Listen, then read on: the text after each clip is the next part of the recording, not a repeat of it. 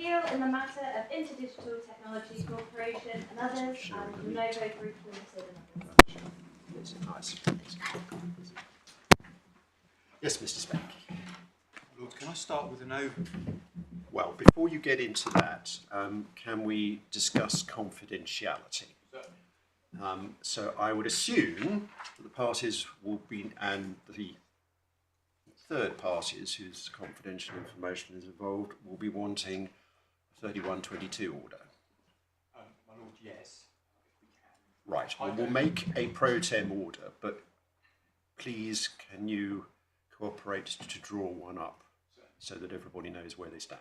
And hopefully your Lordship have the message back that certainly from our part we don't intend to actually say anything out loud. Indeed, we got that message, thank you very much, and we're pleased that the parties have been able to agree to proceed in that way, which makes a lot of sense.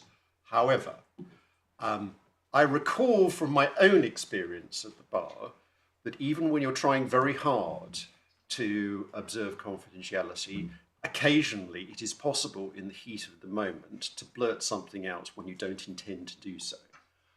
It's only human. I have the advantage of having a button in front of me that enables me to pause the live stream. So if somebody slips, please shout and I will do that. I'm very grateful for that. It's likely to be me that's slipping and somebody else shouting. Can I start with that overview then? At the heart of this appeal and cross appeal is actually a single point. And the single point manifests itself in both the principal issue on my appeal and both the points on my friend's cross appeal. And the point is this: what to do about non-FRAND features of real-life agreements. That is features or market distortions that have been reflected in agreements that we're looking at when assessing what is FRAND. And in this case, we're concerned with the following three features. First, the common practice of waivers or heavy discounts for sales made in the past. That's the non-FRAND market distortion at the centre of my appeal. Second, the feature of where, even where there's a heavy discount for the past, never including any sales older than 6 years at the time of the agreement. That's the first of two which are actually at the heart of my friend's cross appeal. And third, the feature of not including any adjustment or present valuing of payments in respect of past sales to reflect the delay in receipt, often very substantial delay, in effect adding the interest element.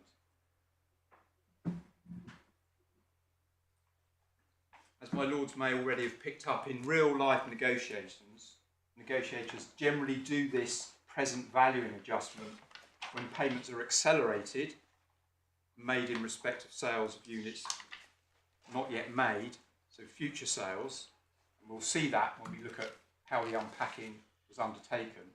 But the opposite effect, when the payment is delayed, which is this interest issue, was generally not a feature of real-life licenses. So that's the second non-FRAND feature at the heart of my friend's cross appeal. And my lord, the judge concluded all three of these features of real-life licenses were not FRAND.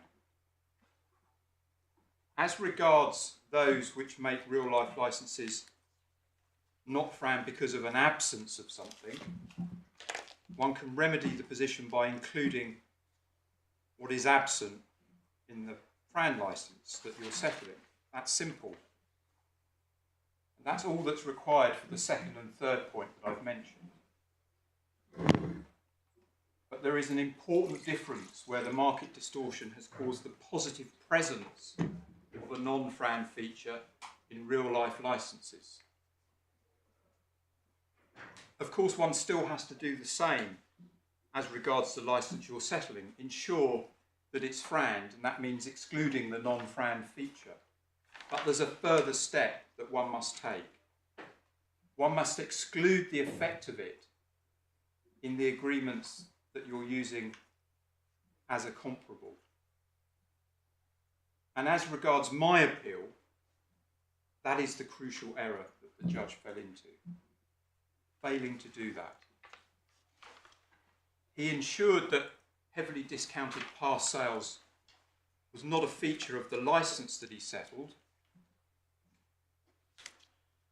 All the units attract the same price, but he completely failed to remove the effect of the heavy discounts for the past from the real-life agreement he was relying upon to give that uniform price. And that's quite wrong. We say because one wants a price unaffected by that non-FRAND feature of heavy discounting for the past. So that's the judge's error, and it's quite a narrow point, but it's an important point in my submission. And can I just spend a minute to illustrate what the effects it can have by some worked examples? What I've done is put them down on a sheet of paper so that you can see what I'm talking about with a bit more clarity. I'm sure some of you will follow what I'm talking about readily. But if I could just hand up one sheet that helps make the point.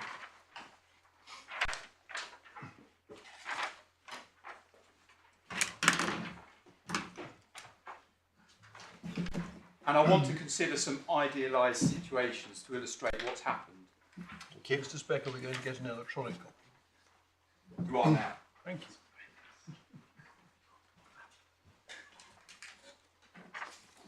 Let's assume we can know that the parties to all negotiations will negotiate a FRAND rate of $1 a unit, but that the non-FRAND market distortions have been such that negotiators expect to pay 10% of FRAND for past sales. So we know it's 10 cents. That's my idealised scenario for each instance I want to talk about. And let's assume InterDigital was negotiated with 4 different parties, A, B, C and D, for a licence for a period of 5 years going forward. And let's assume the number of units covered by each agreement is in fact the same. And by that I mean for their past and future. Let's say it's 100 million units. But the 100 million units are split over the period covered, past and future, differently. A has no past sales at all. It's a very diligent licensee. B has a split of 50-50. That is, the sales anticipated to be made in the 5-year future period are equal to that the parties assess to have been made by B without licence at the time of the agreement. C has a split of 90-10 weighted to the future, so 10% are actually past sales. And D has a split of 90-10, but the other way around. So 90% past, 10% future. Each agreement covers the same number of units overall, and each is actually constructed in precisely the same way, by negotiating a FRAND unit price of $1, but only 10 cents if it's a past sale. Now, for simplicity at the moment, I'm going to ignore the adjustments that will be made in making present value adjustments. They will add a wrinkle on the point that I'm seeking to illustrate. But to keep the numbers simple, I'll just work in the round numbers that you can see here so you see what's happening. The second table down illustrates the lump sums that are actually paid. For Party A, no past sales, 100 million units, all at the full FRAND rate, $100 million lump sum. Party B, it's 50-50, so 50 million units at $1, 50 million at 10 cents, that's 5 million for the past, $55 million lump sum. Same number of units, same appreciation by the negotiators, but the difference in outcome is $45 million. Party C, 90% of future sales, that's $1 a piece, so that's 90 million for that part. 10 million at 10 cents, so that's another million. The total lump sum is $91 million. Finally, party D, 10% future at $1 a piece, that's $10 million. 90 million past units at 10 cents a piece, that's $9 million. So a total of $19 million.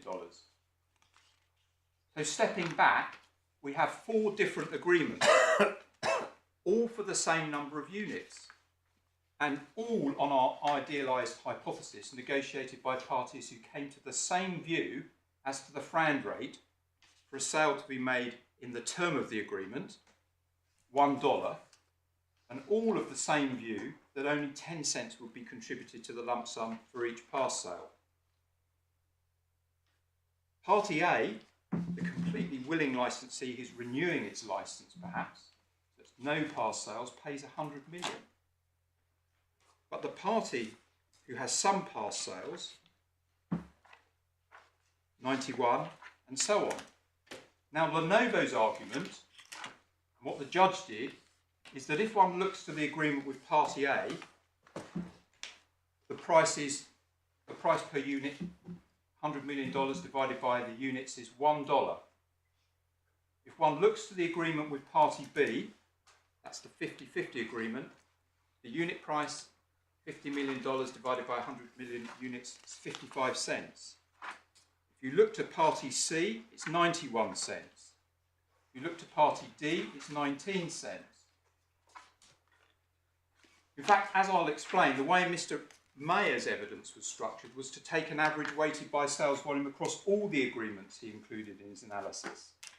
So his approach on this idealised example, leaving out present valuing, would have been to add it all up and divide by 400 million units. And that actually would give a unit price of 66 cents. That's how he approached the price for sales to be made in the future. And in fact, Lenovo's argument was it should be less, or in fact nothing at all, for their own past sales. But as my lords know, of course, the judge relied upon just one comparable. And so the argument before my lords is just focusing on what one gets from an individual agreement. So taking the party D agreement to illustrate the argument, there's a very large proportion of past sales. What's the Frand price that you should take from it? Should the price be 19 cents or $1? If it was party B, should the price be 55 cents or $1? And the judge has accepted on my illustrations here that it should be 19 if he'd picked the party D licence as the best comparable, or 55 if he'd picked party B. My submission is it should be $1 in both cases, and indeed any agreement that you picked. And the point really comes down to this. Lenovo and Mr Mayer put forward a position that taking a rate blended between past and future better reflects the totality of what was agreed in any one licence. That's what they say. It better reflects what was agreed, the totality of what's agreed. My lords, if the court's task is simply to reflect what was agreed as a whole, regardless of any effect from non-Frand features, there might be much to commend this approach. But the fundamental point between us is the unspoken premise that the aim of the game is to reflect what was agreed, including the effect of the non-Frand distortion.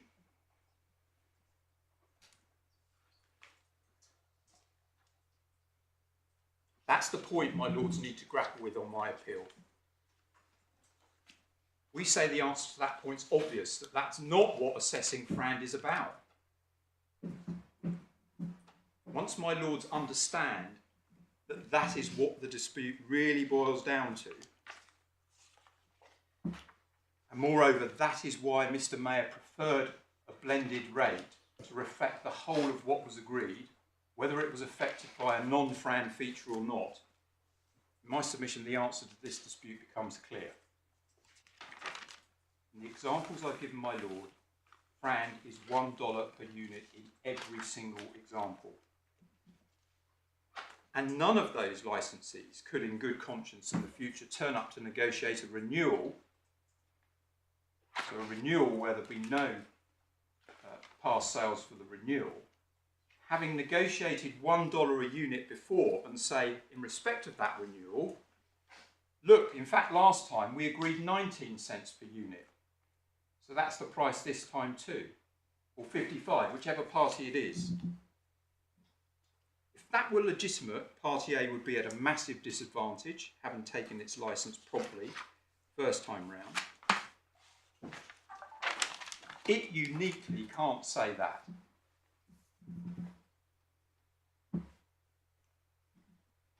Now, my lords, that is the point at the heart of my appeal. There's much in the judge's approach my clients disagree with, but that is obviously not the subject of my appeal.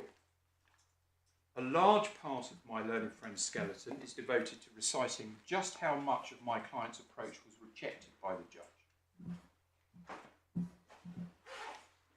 And they try to suggest that the case I'm advancing is irreconcilable with the findings that the judge made.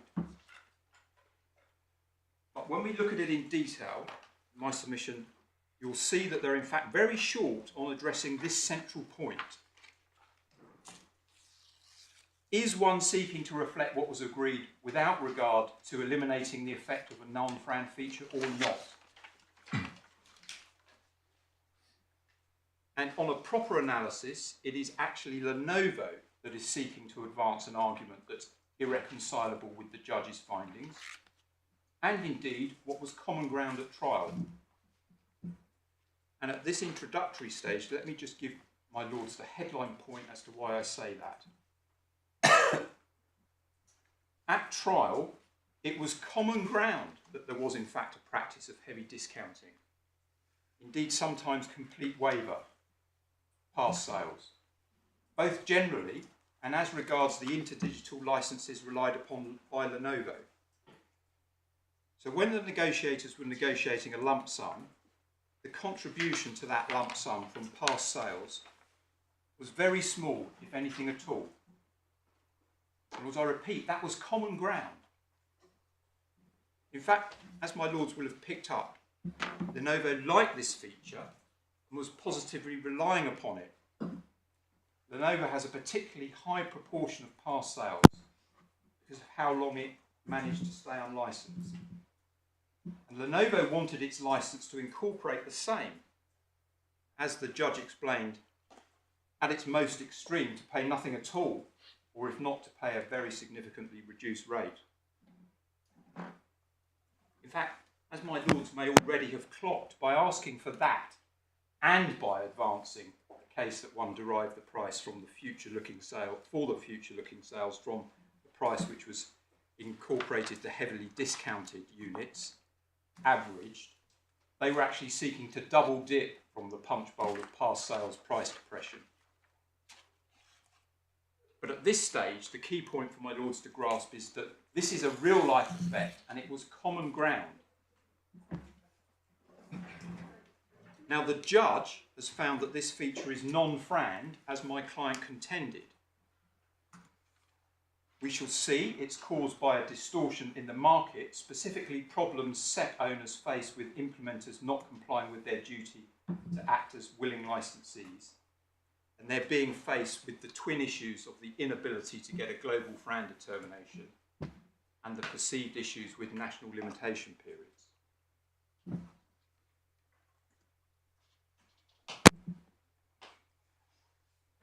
So it's important to note that in addition to the heavy discounting for past sales,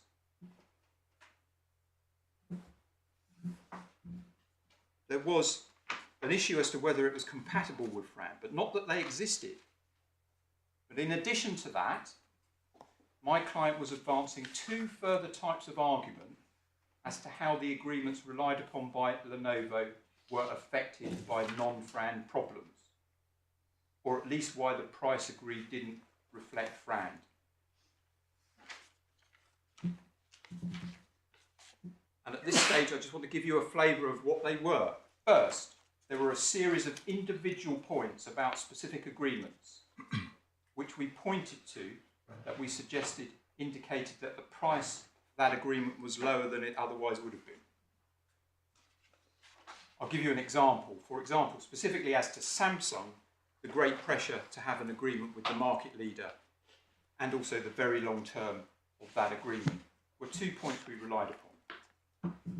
And at this stage, I just want my lords to grasp that there were a series of points which we will see the judge considered, and unsurprisingly some were accepted, some rejected. But they were specific to individual agreements to suggest this one would have been a bit higher without that matter, and so on. Well, there was also a further, separate, overarching argument as to the agreements with the larger licensees being significantly affected by holdout, which was what we argued was the reason for such large volume discounts that were, on my client's case, incorporated into it. This was an argument that there was this overarching holdout effect that depressed the whole thing being agreed, so depressing the price of the future sales from which the common ground heavy discounts were made. And on that issue, the overarching depression of the whole, my client's lost. The judge rejected the argument. But to recap, there were three quite distinct points. First, the existence in fact of the very significant difference as to the price for the past compared to the price for a sale projected in the future. That was common ground. Common ground that there was such an effect, and in fact relied upon by Lenovo. And the issue there was whether it was frowned or not. I should add, as an aside,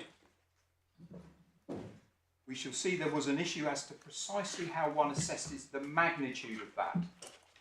Mr Bazant's measure was not the same as Mr Mayer's.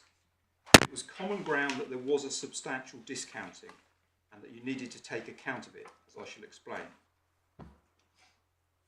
The second point, the group of individual agreement-specific points to suggest the price of an individual agreement had been depressed a bit over what it would have been.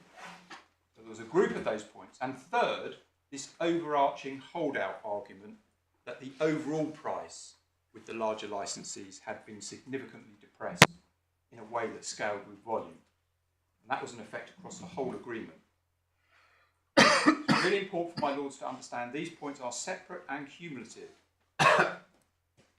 And why am I emphasising it at this stage as an overview? Because a very significant part of my friend's attempt to answer my argument is to try to muddy the waters with the arguments on the second and third categories.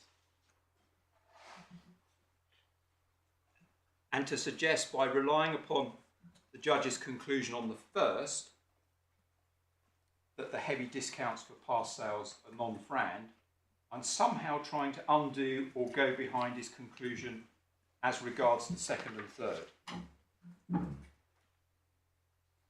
For example, they say by concluding there was no holdout, the premise of my appeal has gone.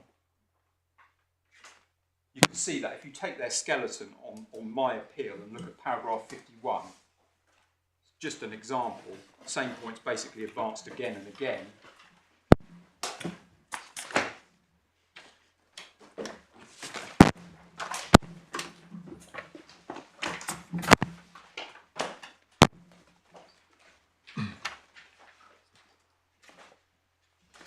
Paragraph 51 on page 15 of the document, the first submission made is the premise of ground A. That's the point I've been addressing. Their first, and one assumes they think their best point, the premise of it is contrary to the findings of fact as to LG 2017 and Lenovo 7 more generally, not appealed. And they point to the finding rejecting that the licenses have been depressed by holdout. Paragraph 726 of the judgment is specifically relied upon. We'll look at this in more detail, but this is in the section dealing with the third point I identified. Section starts at 722, where the judge makes it clear he's addressing the more general overarching argument about holdout, which is driven volume discounts. So the argument is I lose because on the other separate argument, the judge rejected my case. It's an obvious logical non sequitur. It was common ground my agreements had heavy discounts for the past compared to the price for the future sales. Right, as I've just explained, that we also said the price across the board was affected by holdout, which explained the very high reduction with volume, and I lost on that. But that has no bearing on the separate point as to their incorporating this heavy discount for sales made in the past. And the suggestion, as I understand it, is actually that there is no unfran feature at all in the LG agreement because of the judge rejecting my argument on the third point. The rejection of my third argument somehow trumps everything else. Lords, in fact, my friends that are seeking to go behind or undermine the judge's findings, they now want to proceed as if there was no heavy discounting in the InterDigital agreements.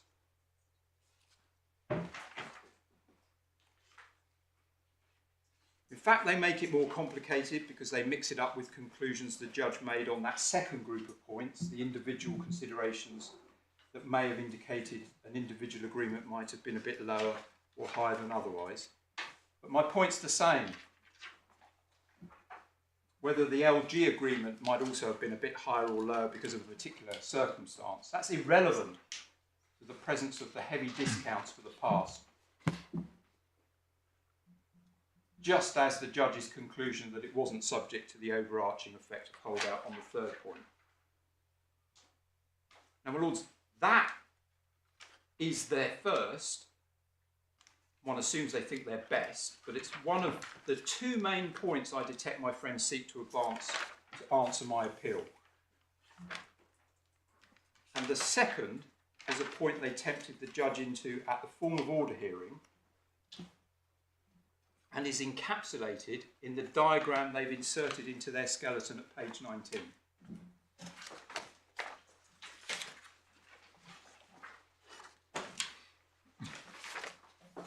The judge actually only relied upon one agreement, the LG 2017 agreement.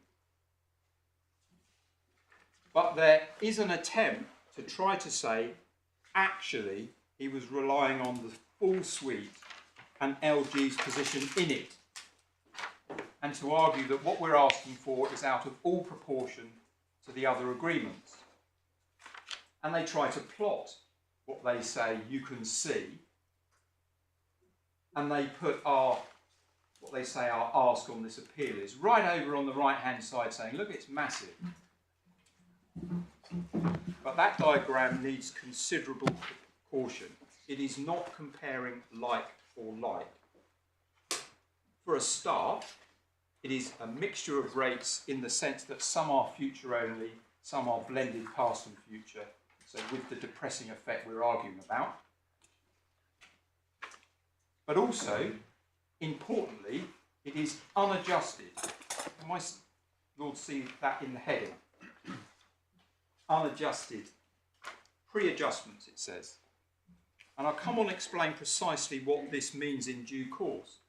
Suffice to say, at this stage, one needs to carry out adjustments to make rates extracted from different agreements comparable. Otherwise, you're comparing something that relates to a specific implementer, perhaps selling mainly in low-value countries, perhaps with a weighting towards the lower value generations, against rates for high-value countries and high-value generations. To compare like with like, one needs to be comparing adjusted rates and certainly not mixing up future-only rates with blended past-future rates at the same time, which this diagram rather brazenly does. Now, my lords, what we have done is put a fair representation together. I've got 3 copies to hand up for my lords.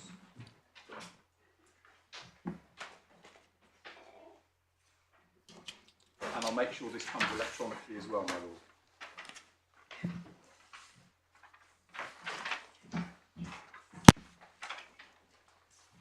just to be clear, everything here other than LG, the numbers have been shaded with a yellow background, as the numbers are subject to the confidentiality regime. So I'm not going to read out anything other than the LG numbers, but this is all from Mr Mellor.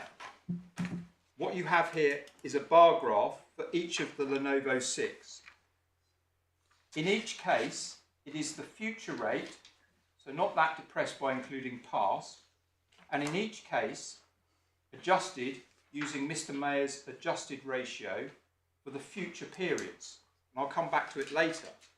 But at this stage, can I point out that you see, for example, our position on appeal, which is the LG agreement, that is our position, is not 61 cents, as they like to characterise in their diagram. It is, depending upon whether one applies just Mr Mellor's second adjustment or whether you apply both adjustments 1 and 2, either 49 or 50 cents. And that is plotted in the context of what Mr Mellor's unpacking when adjusted to make them comparable gives for the other of the Lenovo 6. And you see it's not way off to the right. In fact, it is in the range that you get from the others. Another point to note, we have here included Huawei 2020 but not Huawei 2016. That's because the group that Mr Mellor carried out his full analysis on is this. Although he addressed Huawei 2016 at some level in his later reports, he didn't calculate the adjustment ratios for it, so we've not been able to include it. But what you can tell from the relative sizes of Huawei 2020 and Huawei 2016 in my friend's chart on page 19, that this is generous to my friend. You don't know the precise numbers because he didn't calculate it, but one can look and see that Huawei 2016 would be likely to be amongst those other two agreements shown right in the middle of my plot if an adjusted version of it were available. Just to complete what we've put on here, the final point we've included is in the boxes along the bottom of the graph. Each of those is the ratio of annual sales for each implementer as a ratio with Lenovo's. So you see a point that you are already aware of, that the number is very close to 1 for LG because the annual sales volumes are so close. And those precise numbers are printed in red because they come from the proprietary data of IDC. But what this shows is the trend of the size of these players as the adjusted future rates vary in ascending order from left to right. My primary position is what my friend is trying to do with his diagram on page 19 is all beside the point because the judge was clear he was relying upon just one agreement. But if my lords are interested in the point my friend seeks to advance as the second main answer to our case, the correct diagram to be looking at is this, and it's not the very skewed diagram in their skeleton. Now, my lords, perhaps a long overview, and I've still got one further point to deal with. Another major issue is that a big part of the judge's reasoning, as we shall see, is a desire to reject the use of allocation of consideration to past and future that was recorded in InterDigital's account. A point my friends don't adequately grapple with is that it was common ground that one should reflect this significant difference in the analysis. My lords will have picked up that Mr Mellor used the 10K filings. There was a limited dispute between the way Mr Bazant derived the future rates, which were higher than Mr Mellor's, but that was the scope of the dispute on this. And what the judge has done is make findings as to those accounts, calling them somewhat creative accounting, when in fact Mr Bresky gave unchallenged evidence as to how they were carried out following the fair accountancy rules, and as to which as I say, he wasn't challenged. A further problem for the judge was that they were audited. So when confronted with that, the judge made a further completely unjustified finding that the auditors hadn't considered the allocation at the form of order hearing. Something that we say is completely unjustified in paragraph 5AA of the grounds of appeal. That's page 316 of the bundle, which we mentioned in para 52 of our skeleton. And I've searched hard to see Lenovo's answer to that. Their skeleton is completely silent on it. More broadly, as to this particular issue, the real vice with what the judge has done is as to the extent to which he's had to go to criticise InterDigital's allocation or his approach. We'll come on and see that there was also evidence as to LG's view of the allocation to the past, at least in a way they were representing the split in their offer to InterDigital, in fact more heavily weighted to the future. But the point I'm making at this stage is this: if the point had just been that there was some degree of leeway, so the judge preferred some slightly different way of allocating the past and future seen elsewhere than that reflected in the accounts, if that had been the point, or perhaps a midpoint between the different sources, say LG's and InterDigital's, one could understand an argument that Mr Bresk's evidence needn't be challenged, because its overall tenor is not to suggest that the precise number allocated and no deviation whatever ought to be used. If that had been the point, and that's why I say it's the extent to which he's gone, because the effect of what the judge has done is to reject the notion that there's any basis for a differential at all. And that's only consistent with the holding that the split, which reflects a very substantial discount, is just not a fair thing to have recorded. And that's why the judge has had to go so far as to call it somewhat creative accounting. I'll give my lords a note as an example, para 923 on page 227. It's a very serious point, my lords, and the rejection of Mr Bresk's evidence to this extent, holding that there was no disparity between past and future at all, let alone that the thrust of his evidence that a fair allocation represented a very significant differential of the size Mr Mayo was happy to use in his analysis, really wasn't open to the judge. And you'll have seen that we refer to the recent Supreme Court judgment in the Tui case as to the need to challenge witnesses. Lords, a related point here is that Mr Mayer used those 10K audited filings. And as we shall see, contrary to my friend's suggestion, he did so even as regards his working to an adjusted blended rate. And he did so because it gave better accuracy, the past and future being subject to different adjustment ratios. We'll come on to it, but my learned friend's skeleton at para 30 and 31 is simply wrong when it suggests that Mr Mayer derived blended rates from the agreements and then performed free adjustments to the blended rates. To be fair to the judge, the reference they give as purportingly saying this, the judgment 735, doesn't actually say that. It's not specific that he took the blended rates and adjusted them in the way my friends represent. I'll come on to show my lords that this is wrong. He took the separated past and future rates from the unadjusted stage, not the blended rate at that unadjusted stage, and carried those forward by adjusting in different ways to give a past and future adjusted rate, which he then blended. And mathematically that's different to taking the adjusted blended rate,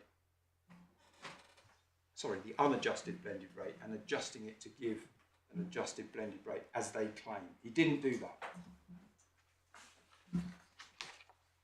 Now, my lords, mercifully, the end of my overview. can I tell you what I aim to do with the detailed submissions that I will make? I'm aware from the message from the court last week that you're very familiar with the cases in this area. So I'm not going to develop orally the general aim of FRAND and so forth from the cases at this stage. There are a couple of points I'm going to pick up on some of my other grounds, in particular the unwillingness point, but I'm not going to say anything more to them than what we've said in the skeleton. So first of all, what I'm going to do is explain some basics of how the valuation methods adopted in this case work. Then I'm going to address the different approaches that the experts took to this case and what the disputes were. Next, I aim to give my lords an explanation of some key features of the judgment and important findings. Last week's message was kind enough to point out that my lords will have been through that large document too, which was a very helpful indication. It is huge and there's a lot I need to cover at differing levels of detail. What I propose to do is firstly cover the thing as a whole, pointing to the natures of the issues and arguments that are being considered, whilst drawing attention to key paragraphs in the parts of the judgment other than the absolute key section. Then I propose to really focus in on the key section starting at para 391, and that will take some time because there's a lot there and there are several muddles that the judge is getting into in my submission. And after that I'll seek to identify what I understand to be Lenovo's answer to my argument and why they missed the point. And then I'll deal with the other grounds B to D in order, and I can take those much more briefly. So if that's convenient, can I move on to address the two methods of valuation that are usually in issue and were deployed before the judge in this case? They're what is called comparables and top-down. And very broadly, comparables is an approach that involves looking at a previous transaction or transactions and look for ones which one might think have similar characteristics. And it's rather like the way a house is valued. By looking for similar transactions, you look for sales of houses where they have similar attributes, and one can then take a view as to the value of the transaction being postulated. And of course, the characteristic one looks for in previous deals to make them relevant, and if so, how relevant, is very different to what you're looking for in the housing market, but the underlying aim is the same. And in this case, we shall see the judge found one licence to be much better than others. That was the LG licence. And we'll see it when we look at the judgment, but in various places he emphasised that this was an entity that was very similarly placed in the market to Lenovo, most notably the size of its market share. It was a lump sum licence, and I'll explain the detail of the complications that arise when looking at and unpacking them shortly. But the upshot was he relied upon only one, and you can see that from paragraph 811 of the judgment. So this is tab 2, page 199.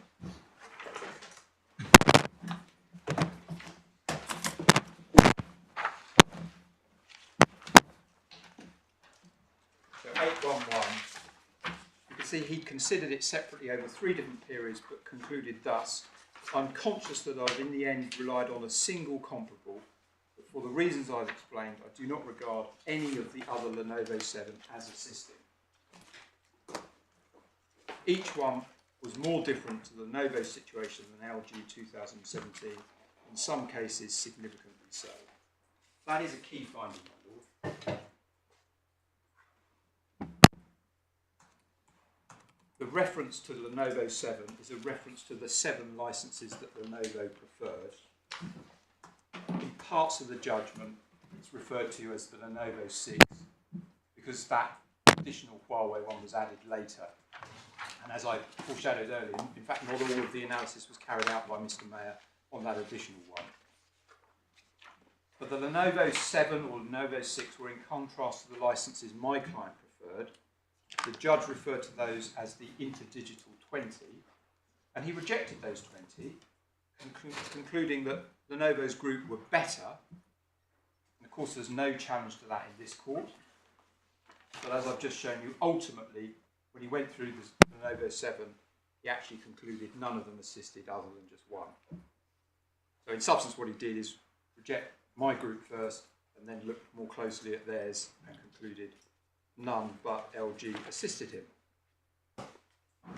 Before I describe the issues that arise in a comparables case in a bit more detail, I should just identify at a high level the other method of valuation that was addressed in the evidence, and is typically addressed in cases like this. It's referred to as a top-down case.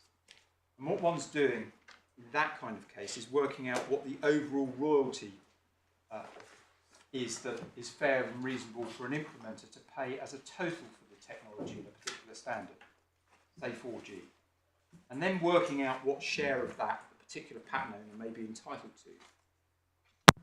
So, in very broad terms, work out the size of the pie and then work out how big the particular patent owner's slice of it is. And there were in fact two versions of this top-down type case deployed in this action. There was a more sophisticated version involving something called hedonic regression, which aims to analyse the incremental added value of the standard. The judge rejected that, and it doesn't feature in the issues before my lords, so I will say no more about it. The simpler top-down approach, so not including hedonic regression, was also deployed as a cross-check, which is actually what my Lord Justice Birss did in the Unwide Planet case.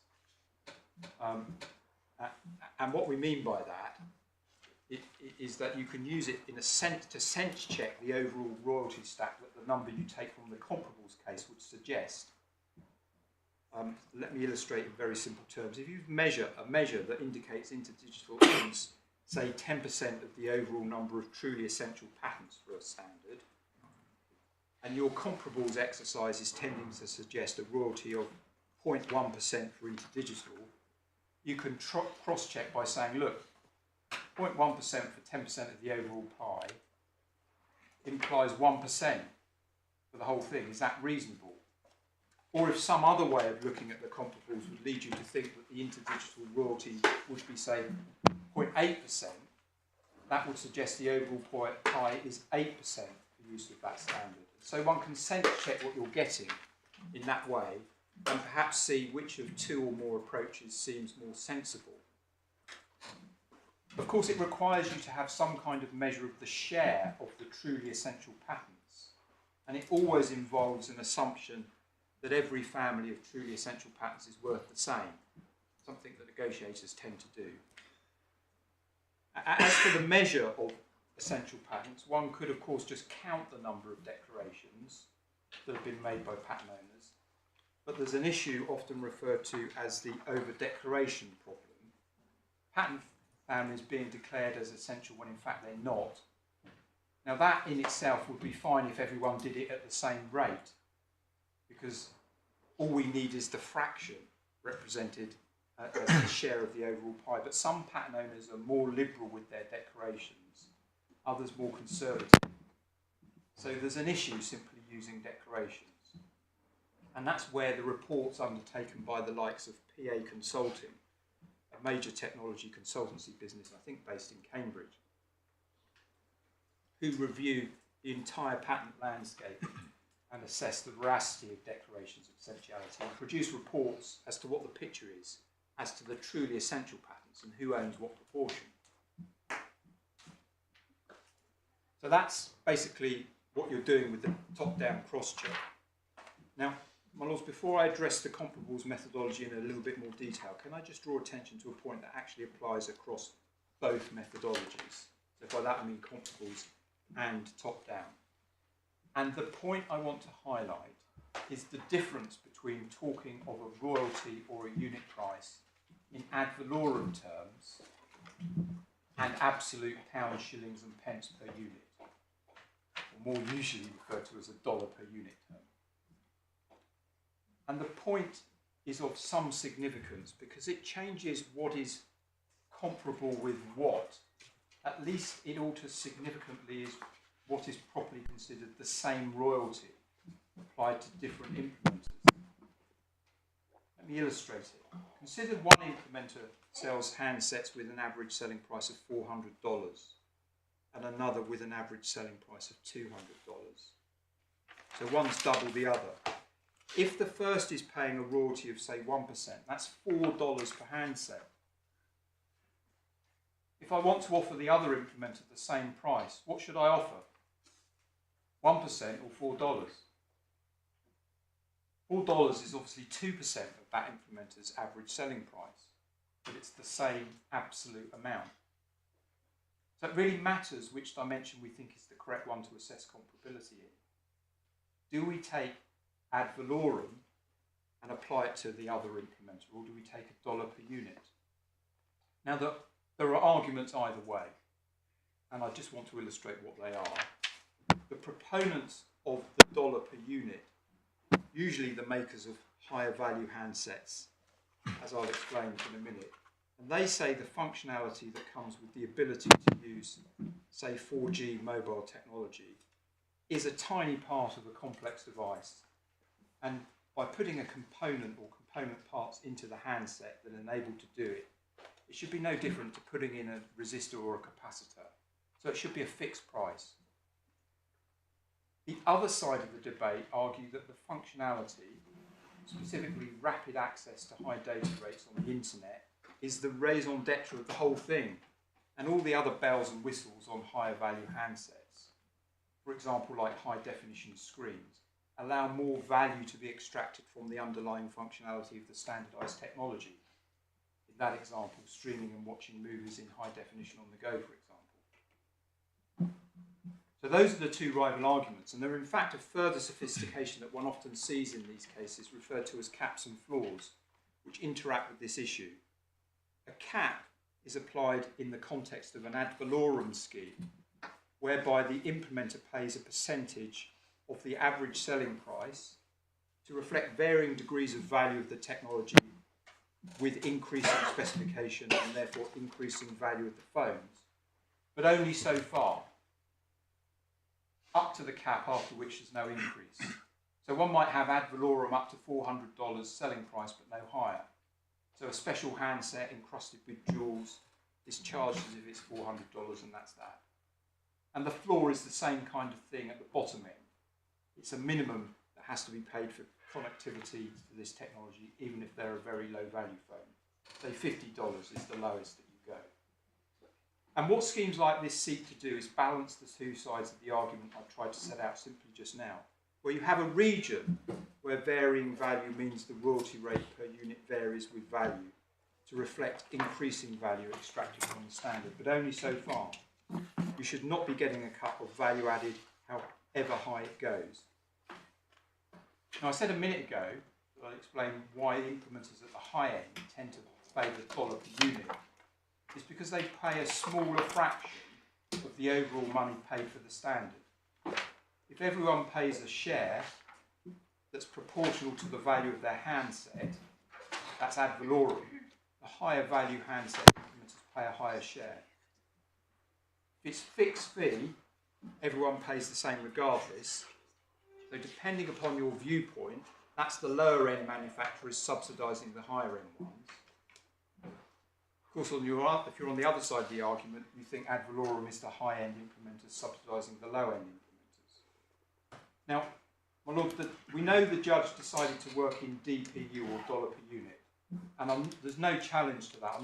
We're going to stick to that. But one of the consequences of that is that it causes a bit of a wrinkle on the top-down method. For this reason, the way I explained before was in terms of an ad valorem royalty rate implying an overall pie in percentage terms, so 8, 10, 15%, whatever it may be, and asking, is that reasonable for the overall royalty burden? If one works in $1 per unit, one can do the same exercise, but you get $1 per unit as the overall pie. And you need something to compare that against as representing the price to ask yourself the question of reasonableness. And because the philosophy in this approach is that it's to apply to everyone as a fixed price, you can't just take one implementer's average selling price. One has to ask the question, is X dollars per unit reasonable in a market where the average selling price is Y dollars per unit? Of course, you're probably still judging it by looking at what percentage that is, say 10%. And you'll also know that that will actually be a lower percentage of the higher end units and a larger percentage of the lower end units when you're just looking at what the percentage is of the average. But of course, that's what you're positively choosing to do, to make the lower end implementers pay a higher percentage of their selling price for this technology, if you are viewing it as akin to incorporating resistors and you want to work in dollar per units. But the point I'm flagging up is you necessarily have this extra wrinkle on the top-down cross-check if choosing to work in dollar per unit terms, as the judge did. You need to compare it with something that represents what that price means for everybody, because it's going to be that price for everybody. And the point that I'm just making at this stage is, thereafter, complaining that you then use an industry average selling price in your top-down cross-check is somewhat misplaced in my submission. And when we get there, we'll see that that's one of the criticisms that the judge made. But it necessarily comes from deciding to work in dollar per unit. Can I turn to explain a little bit more of the exercise one is undertaking in the comparables case? Because it's important to understand what was going on in this case and what the disputes were. As I've already foreshadowed, what you're seeking to do is to look at previous transactions and the information you can get as to price from them, which can be used to give a guide for the price and perhaps other terms of the putative license. So there are two main parts to the exercise. First, look at the other transactions to assess how comparable, if at all, they are. In this case, that means looking at the circumstances of those other deals, including how the implementers were placed in the market, and any other circumstances that may have been considered to have an effect on the deal. The second main aspect is the issue of what information you get as to the royalty that's agreed from the detail of the agreements, because many are complex, and specifically many with the bigger implementers are not expressed in terms of payments being tied to each unit sold, but some form of lump sum or series of instalments. So the first broad issue that I identified applies to all agreements, even those of the simplest type, say a license entered into prospectively with no past sales and expressed as a royalty per unit of 1% or $1 per unit. Still applies to that. Those agreements need to be assessed for comparability, just like any other, but they might have no or very few issues in the second broad category that I identified, because you can just read it off the agreement. Of course, the overall utility of any agreement will involve an assessment of both comparability and reliability of information. But that second broad category, what information can you get, actually is a whole can of worms.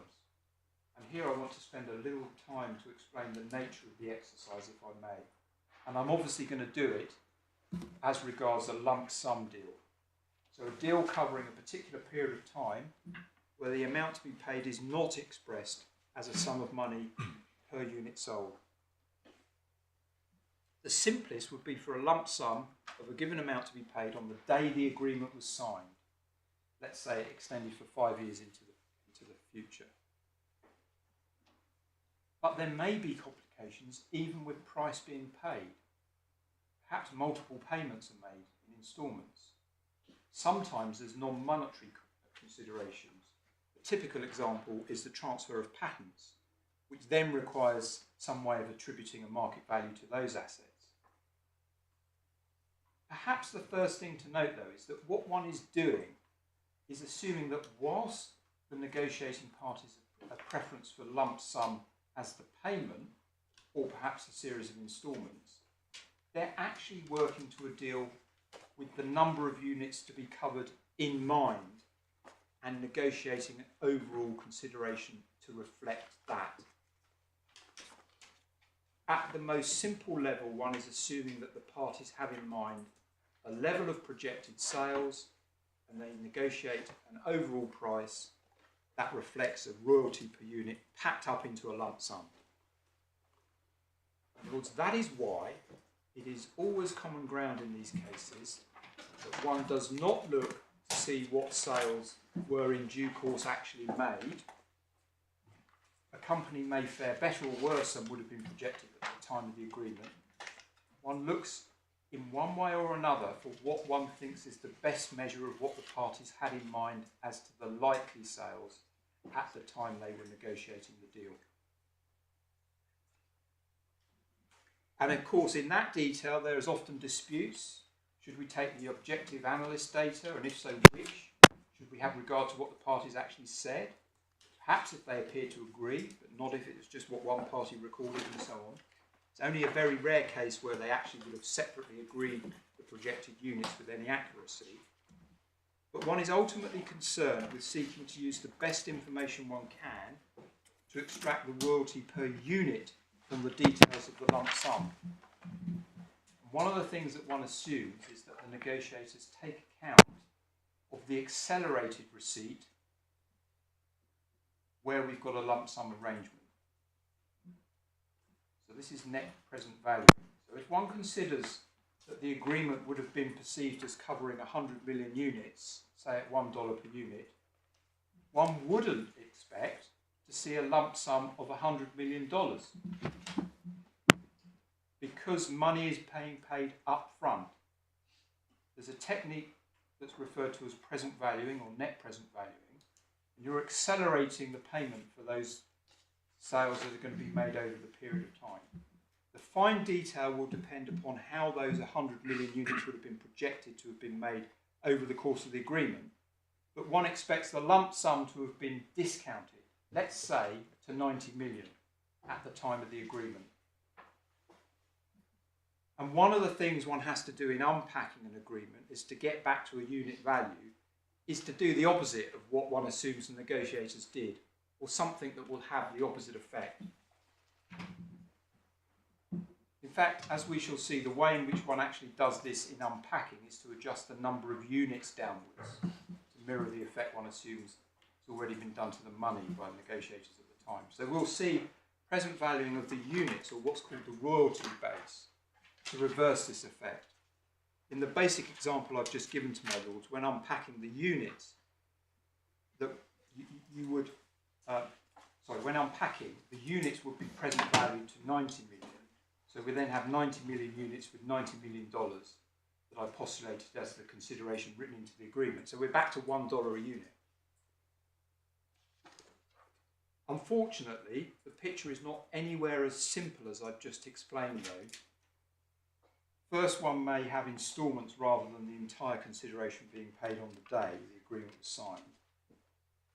So if instead of it being 90 million on the day, it was 55 million on signing with 4 annual instalments of 10 million, so 95 in all, that may be there instead of the 90 million all paid up front. So then what one does when one unpacks is you both present value the instalment, the income streams, and the units, so that you're in effect saying, well, what was that worth on the day it was signed, and what's the adjustment, the present valuing I need to do to the units in the same way as if it was all paid in the same day. So that's one complication that one sees in comparables, that there is this present valuing that one assumes some of it's been done when the agreement was negotiated, and then you do some of it in unpacking.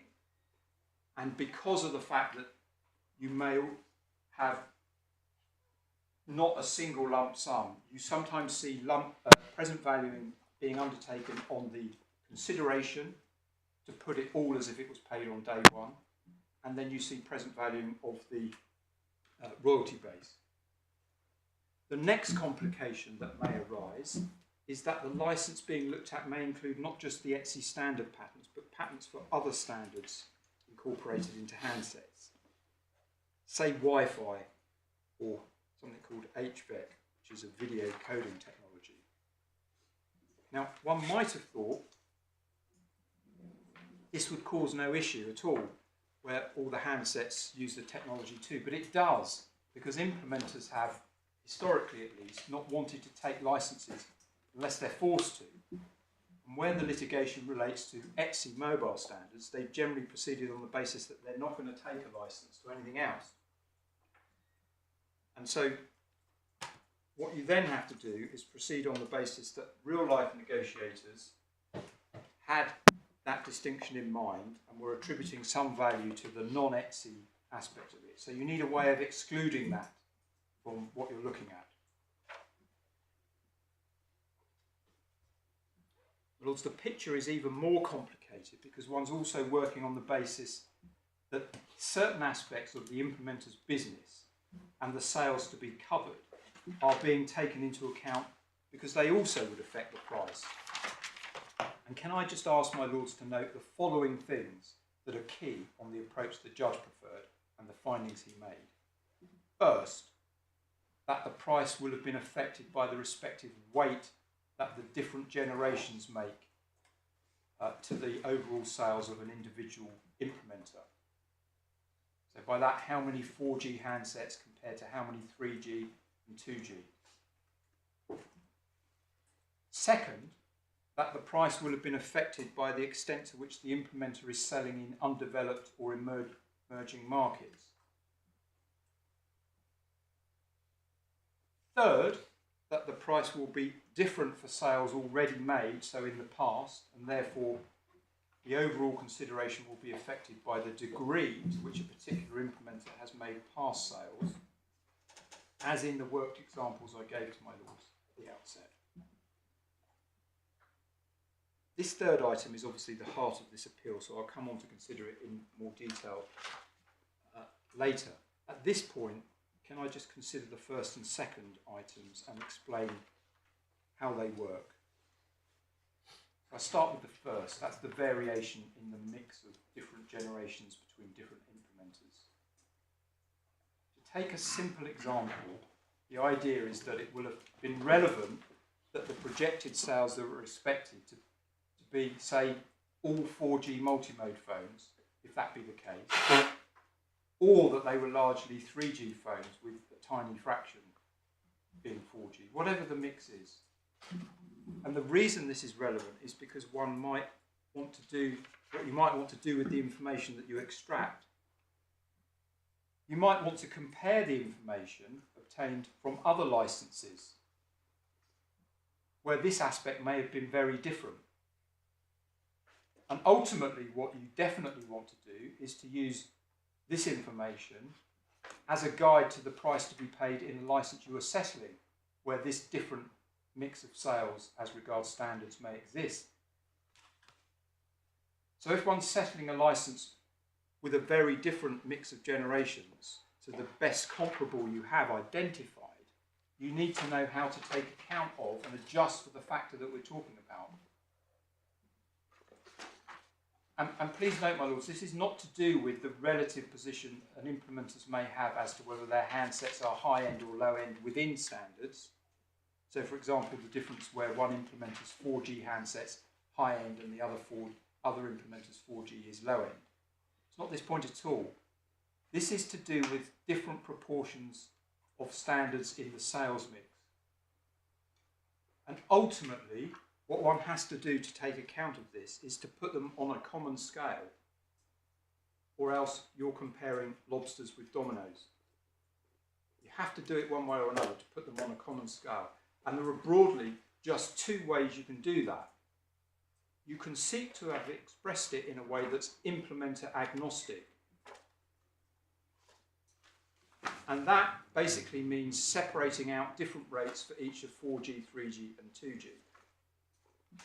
It doesn't relate to any particular mix. Or you can convert directly to a scale that represents the particular mix of a particular implementer. For example, Lenovo itself.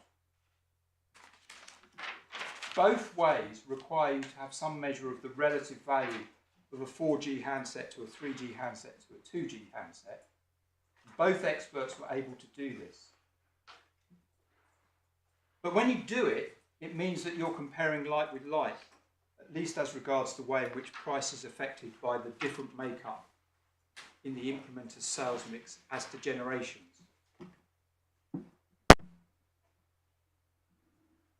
And the second factor on the list that I identified is similar. One is assuming that the price will have been affected by the extent to which the implementer is selling in developed markets compared to undeveloped markets. But it applies as regards the same generation handsets as well.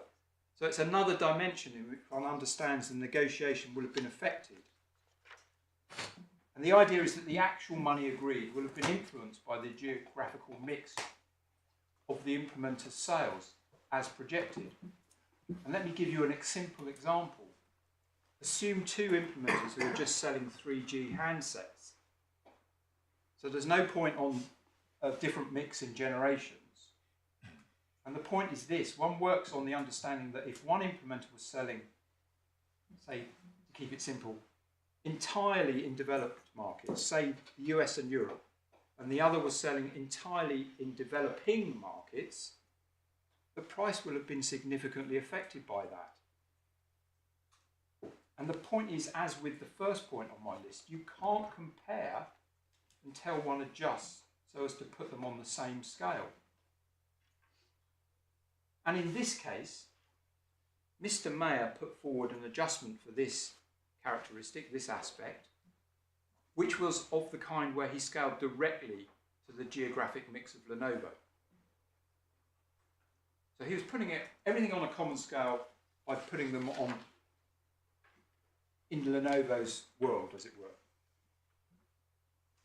So the information he extracted from the agreements were adjusted so as to all be framed as to be applicable to an implementer with the geographic mix that Lenovo in fact had.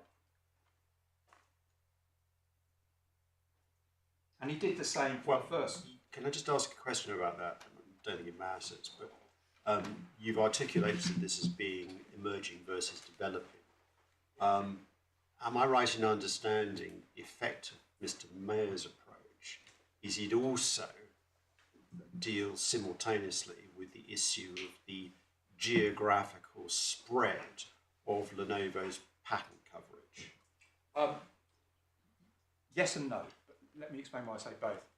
His third adjustment did that as well. Not Lenovo, InterDigital's patent coverage. Sorry, InterDigital But patent coverage, yes. But the answer is yes. That was a third adjustment that he put forward. And when we look at the diagram that my friend has put in his skeleton, you see that he goes from a table with then 3 adjustments down to another table. That is including all 3 adjustments. The reason I haven't mentioned this one in my explanation as to what you're doing and how it affects things is because the judge didn't accept that one. But my lord's absolutely right. That was part of the way that he was actually doing things. And to be absolutely clear, the diagram that I've handed up to my lords, the thing that I've been calling the Norwich City chart, is the colours that it's in. It is actually his future rate coming down to his adjusted future rate, but with only the 2 adjustments. It's exactly the same as what's in that. The numbers are the same, but absent the adjustment that he put in for his third one. And the reason I haven't gone through that and explained that as what you're trying to do in my outline of what's going on here is because the judge rejected it. But I was just actually about to say to my lords, there may be other factors that arise like this. On this case, there aren't any that you need to be worried about, but there are other factors where you obviously might think that you could deal with a factor that you thought negotiators took into account. And actually an obvious example of that would be volume, which in fact I lost on, but you could understand that if, say, negotiator considered a discount of 30% on the unit price was justified for an implementer selling 500 over what a 50 million implementer would be paying, you could anticipate doing the same kind of thing in terms of volume. You would work out what the price was on the 500 million agreement, but then you would scale by the factor that you thought or understood was necessary to put it on the scale of the implementer that you're interested in. Of course, in this case, my volume discount case was rejected because of the levels that it involved. The judge was careful not to say volume discounting as a whole would be unframed. But in the end, it didn't actually matter, because you've seen that the volume of the sales for the implementer that he chose as the comparable was so close to Lenovo's. So whatever the effect, you don't need to make an adjustment where the effect will basically be multiplied by 1. So whatever the effect, whether it was 5, 10, 20% volume discount for those volumes, it's baked in and one doesn't need to make that adjustment. But my Lord's absolutely right. The point that you put to me is right in that Mayer's approach did include that third adjustment, which is of this kind, but I haven't gone into the detail of it because the judge didn't accept it.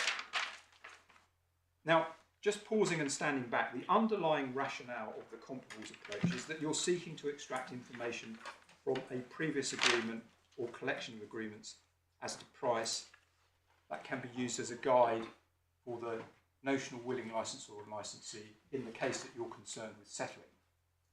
And when it comes to a lump sum agreement, one proceeds on the assumption that negotiators did what was common, and the key things are, first, that the price was reflecting payments per unit projected to be sold.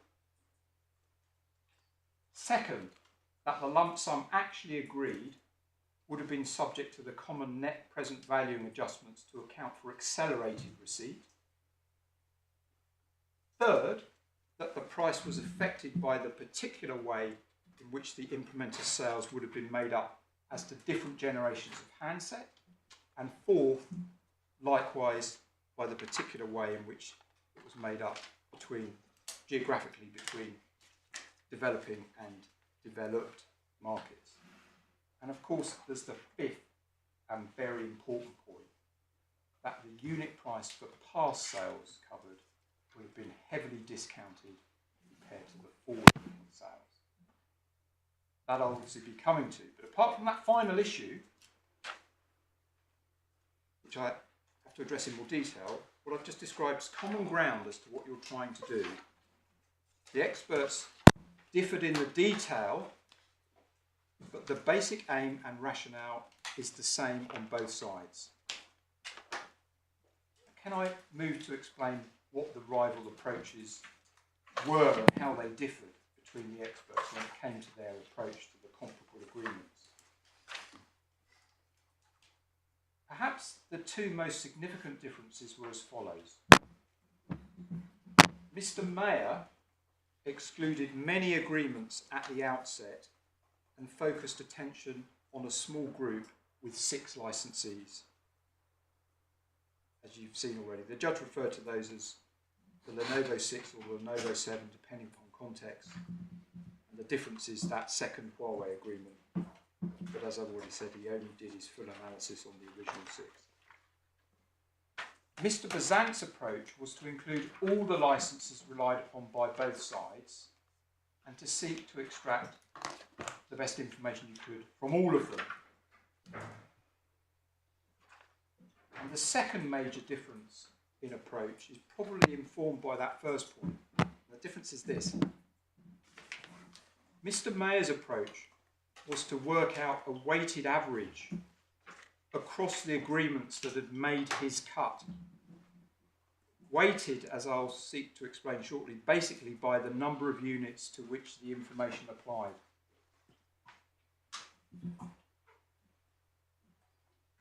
He wasn't interested in looking across the agreements he selected for inclusion in his exercise to see which was the best one, or even the best 2 or 3, or where the weight of them pointed to. He carried out the same adjustments and manipulations on all of them, obviously tailored to the precise detail relating to the implementer, and then he combined them mathematically in an average weighted by the units covered.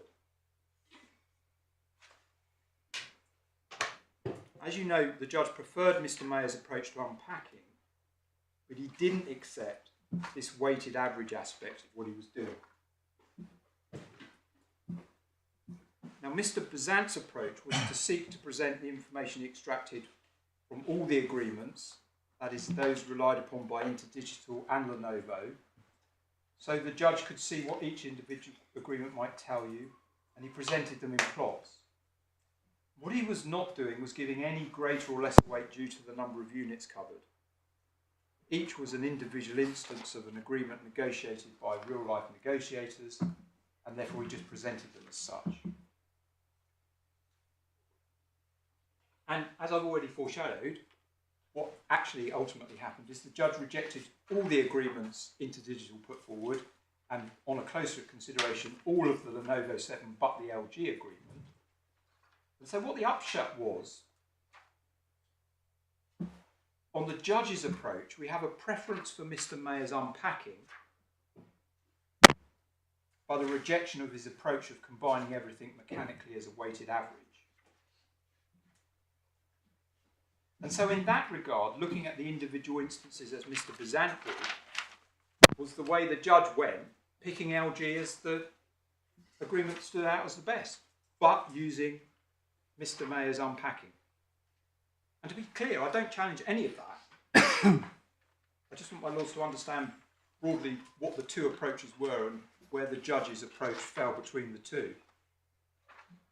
Can I explain how the respective experts have dealt with the factors I've identified as being factors that were understood to affect price? I foreshadowed this a little bit already. First, the fact that different implementers will have different mixes of sales as regards the standards of the handsets. So different proportions of 4G, 3G and so forth. The way Mr Besant addressed that issue was to extract separate rates for each standard. So as I say, putting it on a scale that's implementer agnostic. And that way of approaching it obviously would have required not only the separate rates for different standards to be assessed, whether you pick a particular agreement or whether you look across a range, but obviously once the individual standard rates have been assessed and came to be applied to Lenovo, you would have to use the actual mix of Lenovo for the past and projected for the future to calculate an overall amount. And so what one might consider this is a two-step approach. You come back to something which is implementer agnostic, but then you know that once you've settled on a number for 4G, a number for 3G and a number for 2G, you're going to have to combine them again to reflect Lenovo's mix. And Mr Mayer, on the other hand, made an adjustment in one go by an adjustment factor that put the royalty rate from each agreement on the same footing as if the implementer had the same mix as regards Lenovo. And it can be done in that way, and it's mathematically equivalent in one step. Now, as regards the geographic split, as I've explained, Mr Mayer did it in the same way as I've covered. Another direct adjustment, this time to convert to put it exactly on the scale that Lenovo's geographic mix as between developed and emerging markets was.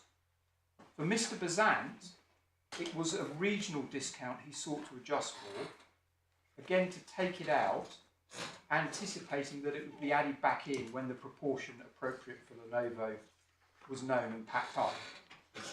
And there was a difference in the detail that was being applied in the case of this adjustment. Most notably, Mr Besant approached it by giving just a 50% discount for China only, or unwinding a 50% discount for China only, whereas Mr Mayer had compiled a longer list of countries that he proceeded to treat as warranting that adjustment. And of course, again, we don't challenge the judge's rejection of Mr Besant's regional discount and the adoption of Mr Mayer's geographical mix adjustment, simply highlighting they were both seeking to address similar points, slightly different ways, and the judge accepted Mr Mayer's way. And that brings me to the detail of what Mr Mayer did to apply his economic adjustments. And as I've foreshadowed already, it's potentially quite important, so I want to take a little bit of time on it, because where I get to is a submission that I make to my lords that his split as to past and future consideration taken from the accounts is baked into this either way. So I want to... It's the point that I was making on my friend's skeleton, paragraph 30 and 31.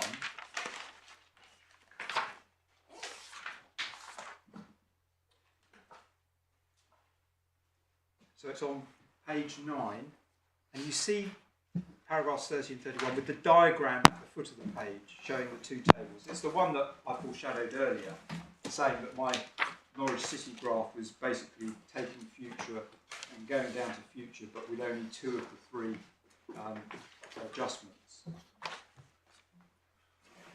And what this was taken from Mr Mayor's own evidence, and the arrow between the 2 tables indicates the application of the 3 economic adjustments and how you move between the 2. And I'm not going to read out the precise numbers. My lords may recall that you'll have seen it in the judgment as well. It's para 364 on page 107 of the bundle, and it was from Mr Mayor's 3rd report, headings A. And what this shows is that Mr Mayor's analysis had proceeded from the top table to the bottom table to match the Lenovo license. And I'm going to explain how it was done. And can I actually do it by reference also to a diagram that in the judgment that the judge described as a piece of advocacy? I'm not quite sure whether that was a criticism or not. But he reproduced it at page 111 of the bundle. And its aim, it was something that we used, its aim was to show the order in which the different issues were addressed and an attempt to colour code steps which were similar in nature. And the reason for drawing attention to it is not to do any more than point out that the Mayor column, so that's the left-hand column, the very first step is to split into past and future consideration. You see that at the top, even before adjusting to net present value. And you see at the foot of the page, the judge is listing the key differences in approach agreed by Mr Mayor. And over the page, the first in the list is Mr Mayor split the consideration into past and future components at the start of his analysis, whereas Mr Bazant isolated future consideration relatively later.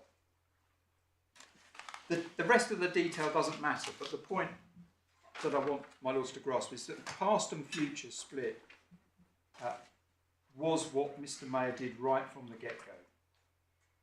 And can I just show you how that was done? Specifically, we'll look at LG. Can you turn up bundle C 2 if you've got it in 2 different volumes, tab 18. It's a confidential exhibit to Mr Mayor, so I'm not going to read out any of the numbers.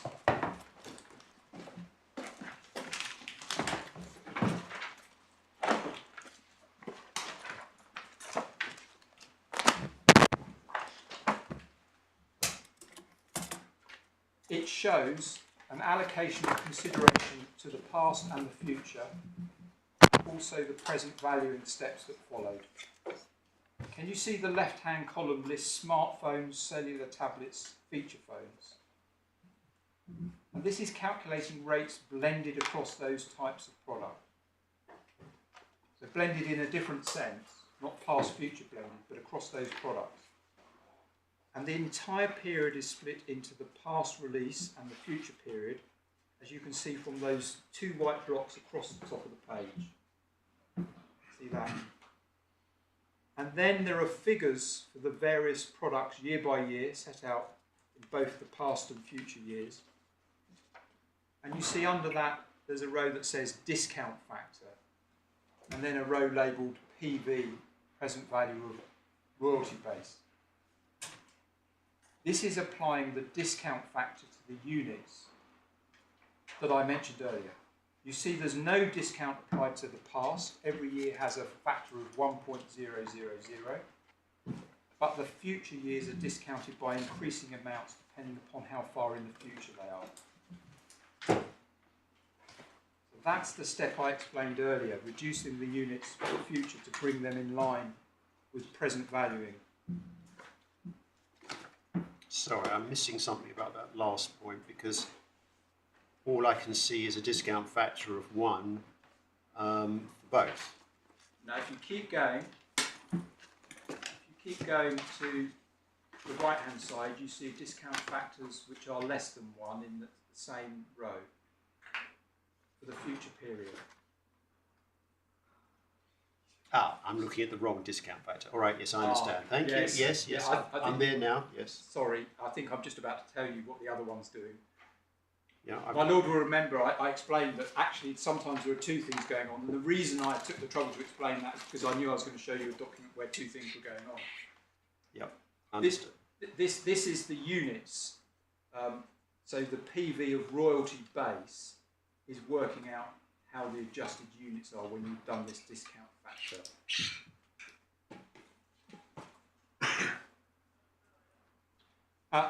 And for the consideration in this case, Why do you give a discounting factor to a number of units? I can understand you do a discounting factor on money, but this is counting phones. well, for the reason I tried to explain to my lords a little bit earlier, and it's because you assume that the money has been discounted already in the packing up. So if it weren't as complicated as we have here, it's all paid on day one. Mm-hmm. You assume that that money has been discounted, and that what you actually do is discount the units to try and give the same effect so that you've got the same price. I see. Okay. Yep. So what really matters is actually the discounting of units. Here we've got a bit of discounting of consideration as well, but that is simply because it wasn't all paid on day one. There were instalments. And so your discounting of consideration in the unpacking is to try and make it a lump sum all paid on day one. The discounting of consideration that you assume has already been done, you're seeking to address by discounting the units. And you see both are done here. You see that the consideration of the future payments are also present value because they didn't all come on the date of the agreement, but at a future time. And the key thing to note, though, is that the two figures on the left-hand side of the consideration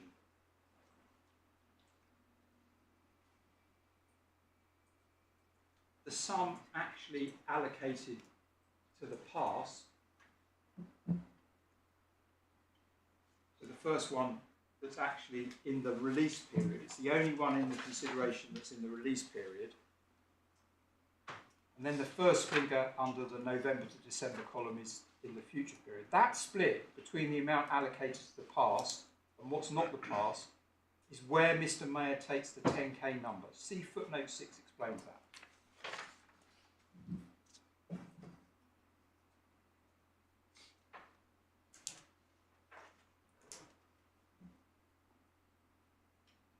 So what he's done is that which gets the amount of money that gets used for his calculations of the release period,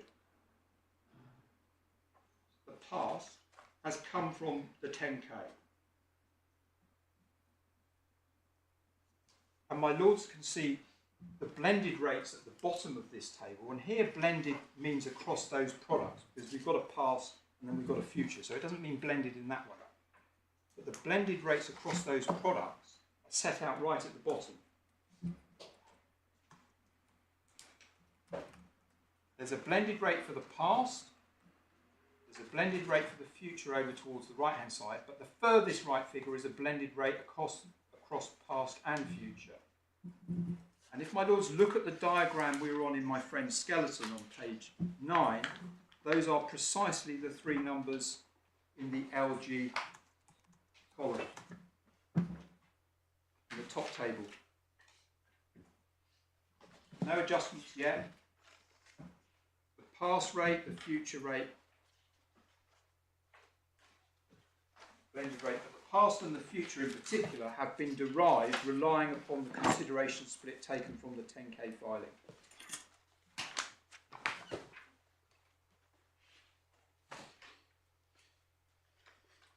Now,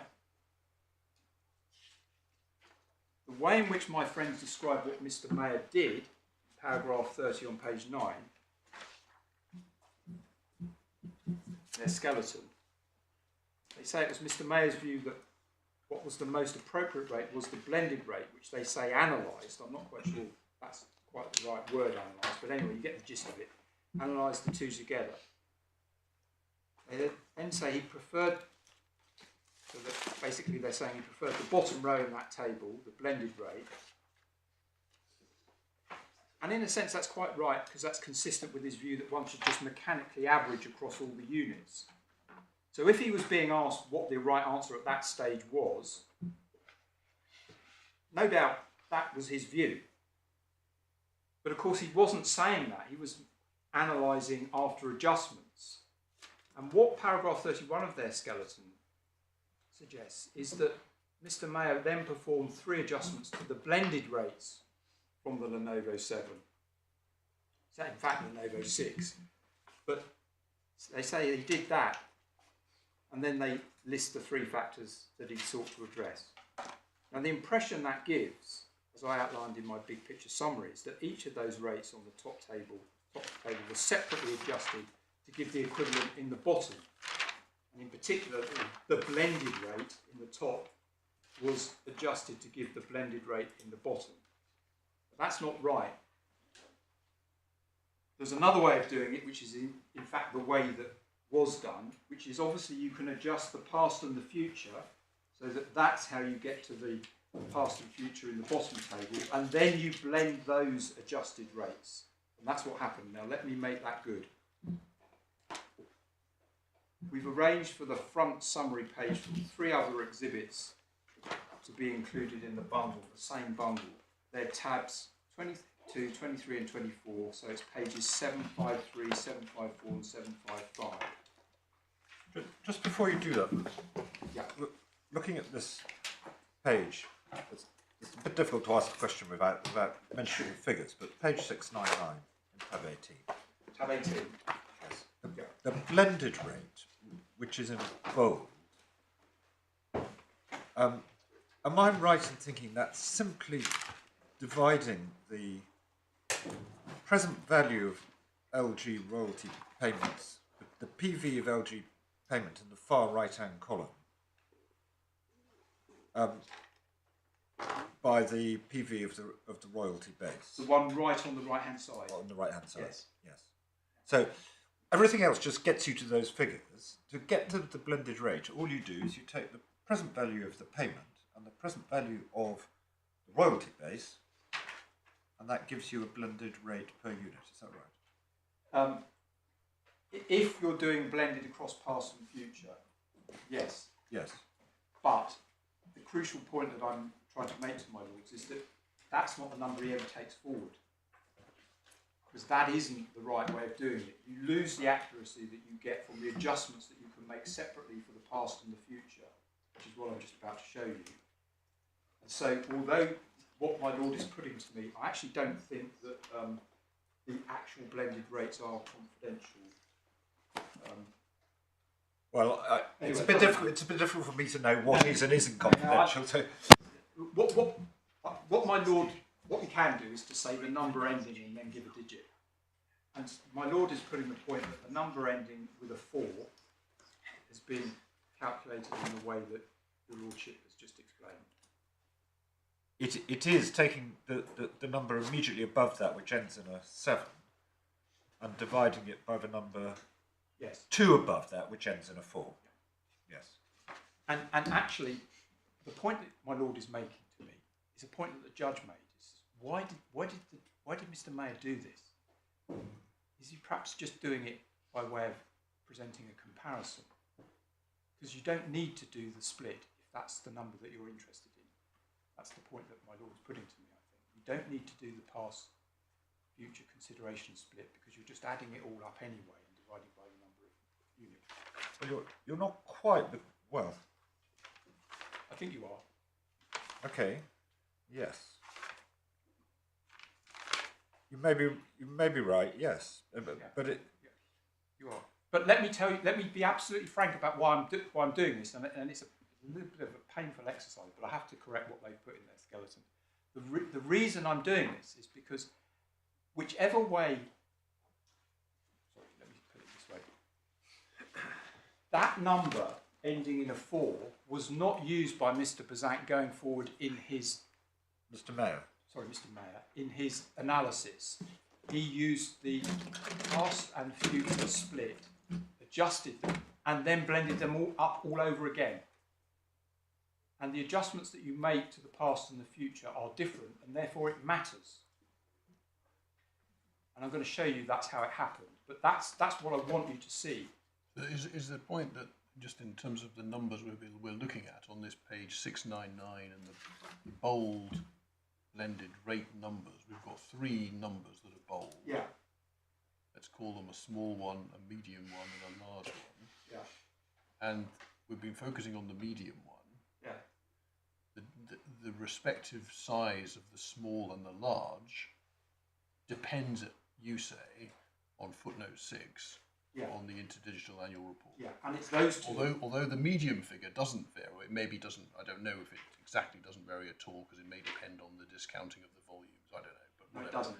Okay, but the small number and the largest number, those relative sizes do depend on the InterDigital. They do. And then what I'm going to show you is those are the ones that are taken forward and adjusted Yes, I understand differently. that's the submission you made. And then they're blended. So tab 22 is next. Yes, well, tab 22, 23 and 24, but 22 is the last one because it's the summary. So I'm going to start on the first page that I actually want to take you to is the second of these, so tab 23, page 754. And here we see the adjustments being made for the past, as the heading identifies. And so,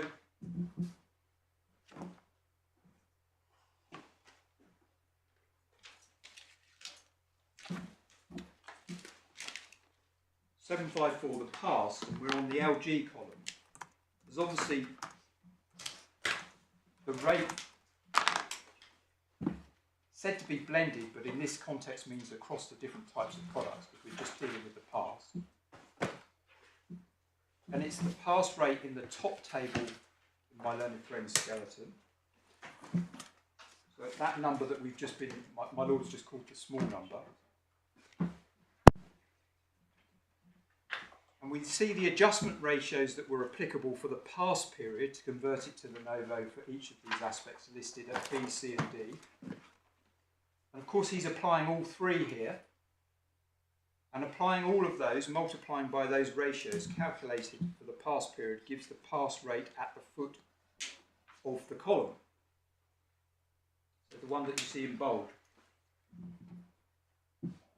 Smaller than even the small number. And that is the rate that we see for the pass in the bottom table in my learned friends skeleton.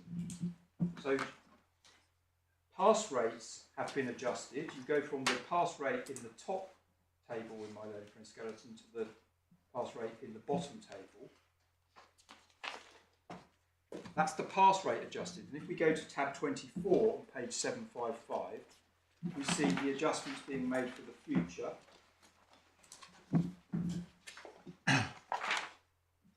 Again, we're looking at the LG column. We see the future rate at the top unadjusted, the number which was the large number in the 3 that my Lord was pointing to. And you can see the adjustment ratios for the 3 adjustments for the future period. Please note they're different. They're different to the ones applied for the past period. And that's, for example, as regards one that has the greatest effect, the emerging markets, the difference between LG and Lenovo as regards that matter became less pronounced for the future. You can see the number in row C in the future is bigger than it was in the previous table and closer to unity. And now the key point that I want to make from these documents is, in fact, the front page of the summary of PKM 43, so page 753, tab 22. And we see that the past future blended rate is derived in this way. It's the figure at the foot of the LG column. You can see it's the one that's in the bottom box in the lower table of my friend's skeleton, and it's not derived from making an adjustment to the blended past future rate from that top table. It's a weighted average of the the figures in the bottom table for past and future. You can see this. Those past and future rates at A and C, and each is presented with its percentage weighting in terms of the number of units. So you can see the respective weighting to the past and to the future by looking at the percentages at B and C. And the past future blended rate is derived by taking A multiplied by its weighting and added C multiplied by its weighting. You see it's explained. F equals A times B plus C times D. Sorry, I can't see an F. Do you mean You're right, you're right. My note says F, but it's E. I do apologise. Do you see where it says E? Yes. I should have said E. So it's E, it's telling you how they've calculated it. E, which is this rate, is a weighted average of the past and future adjusted rates. And it's a painful exercise to go through, I'm afraid, but I'm labouring this point because the impression given by my friend's skeleton isn't right. And more importantly, the point is that the entirety of that bottom table in my friend's skeleton, the entirety of it, included the blended rate, is dependent upon and used Mr Mayer's split of consideration to past and future. He applied different adjustments to it, and it's entirely dependent upon that split. Even the blended up rate, and blended here I mean past and future blended, right at the bottom of that second table. Now, why was he doing that? Well, it matters because the number that he was taking forward was more accurate, a better reflection of the economics of what's going on. Because, in fact, there was heavy discounting for the past. So different treatment for the past and future mattered, particularly where they had different adjustments that were going to be applied to them. Even if your view is that ultimately you're going to suggest that the thing to do is to take a weighted average across past and future, what you've actually calculated is different. The things that you're going to average, you still want to calculate those as accurately as possible. And that's what he did. And that's what Mr Mayer means by saying splitting between past and future gives a better appreciation of the economics of the deal. And why he said failing to reflect the differential treatment of past and future sales in the unpacking analysis would result in an unpacking analysis which didn't reflect the true economics. Now we've given what he actually said about this. The full extract of his evidence is at para 33 of our skeleton. And it's important. Can I ask what you can take from the skeleton because we've set it all out there.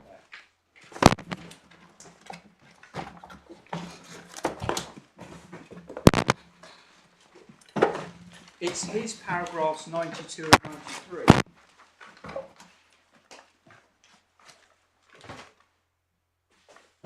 It's on pages 10 and 11.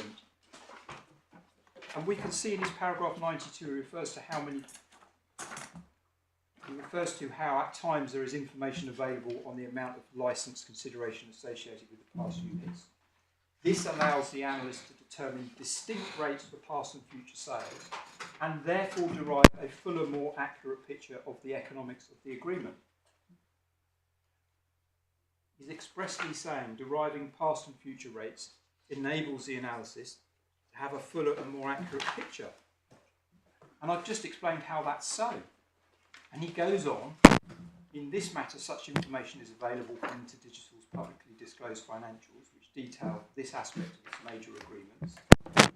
He goes on to refer to InterDigital's practice to disclose an amount recognising revenue related to past sales in its audited financial statements provided to SEC. And then he quotes some of the Bresky evidence. And then we see what he says in paragraph 93. The past sales amounts provided in InterDigital's audited financial statements provide a reliable source for determining InterDigital's assessment of the consideration and therefore the rate associated with past versus future sales. And he goes on to explain in circumstances where, as Mr Bresky explains, past sales are often discounted, I would interject unchallenged evidence, and indeed a point that was positively common ground and relied upon by Lenovo. Mr Mayor goes on, in those circumstances, it is important to reflect the differential treatment of past sales and future sales in an unpacking. And then this important final sentence, failing to do so would result in an unpacking analysis which did not reflect the true economics of the agreement as understood by the parties. Their evidence, their experts' evidence.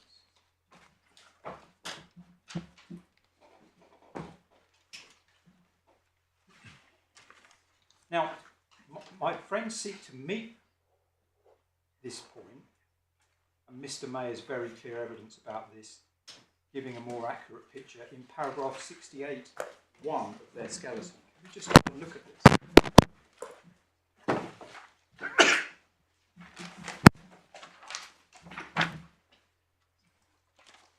This is where they seek to explain why he did it and what he said about it. They suggest he did it partly to enable the application of his three adjustment factors, and partly to derive, and then they quote some of what I've just showed my lords in paragraph 92 of his evidence. And they go on and say, Mr Mayor went on, they say, as explained above, we'll see what those references are shortly. They're suggesting that Mr Mayor went on, as explained above, that he specifically rejected and cautioned against doing the very thing IDC now seeks to do with the distinct rates for past and future, so derived. Those words, distinct rates for past and future, are in quotes, but it's not identified where that comes from. I think it's from paragraph 92 of Mayor, because those words are seen there. But it is somewhat misleading if that's what they're relying on, because he's not saying that there at all. Anyway, my friends then give three references to earlier parts of their skeleton.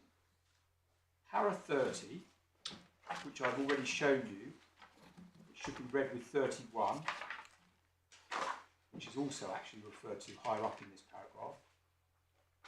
That is the paragraph which is wrong, as I've explained. It didn't adjust the blended rate from the top table to get the blended rate in the bottom table.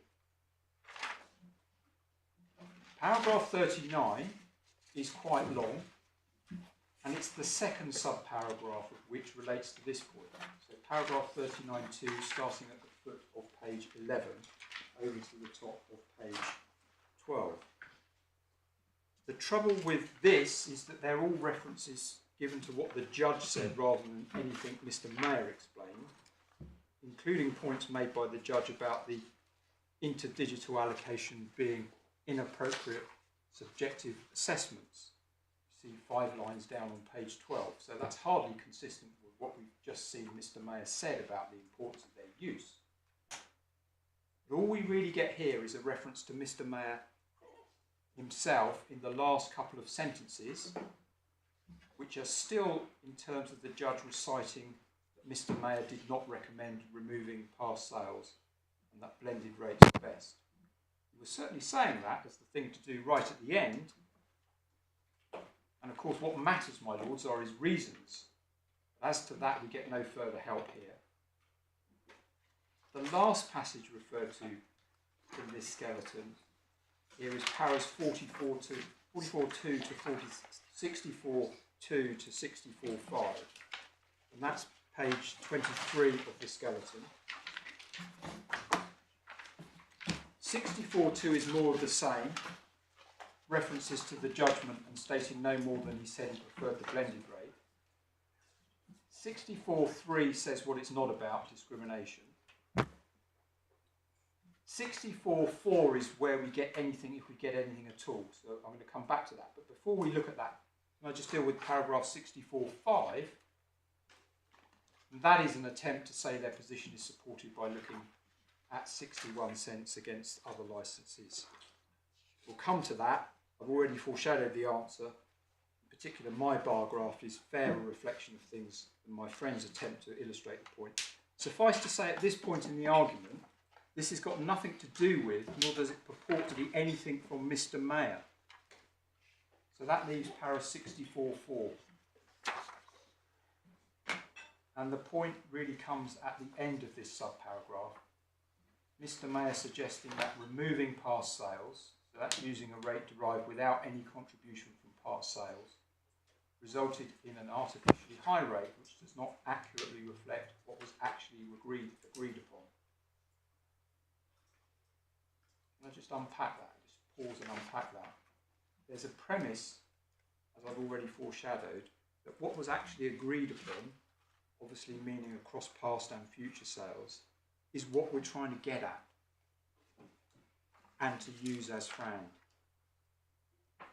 In other words, if a non-FRAND effect has manifested itself in what's actually agreed, the premise is that you don't want to exclude that non-FRAND effect.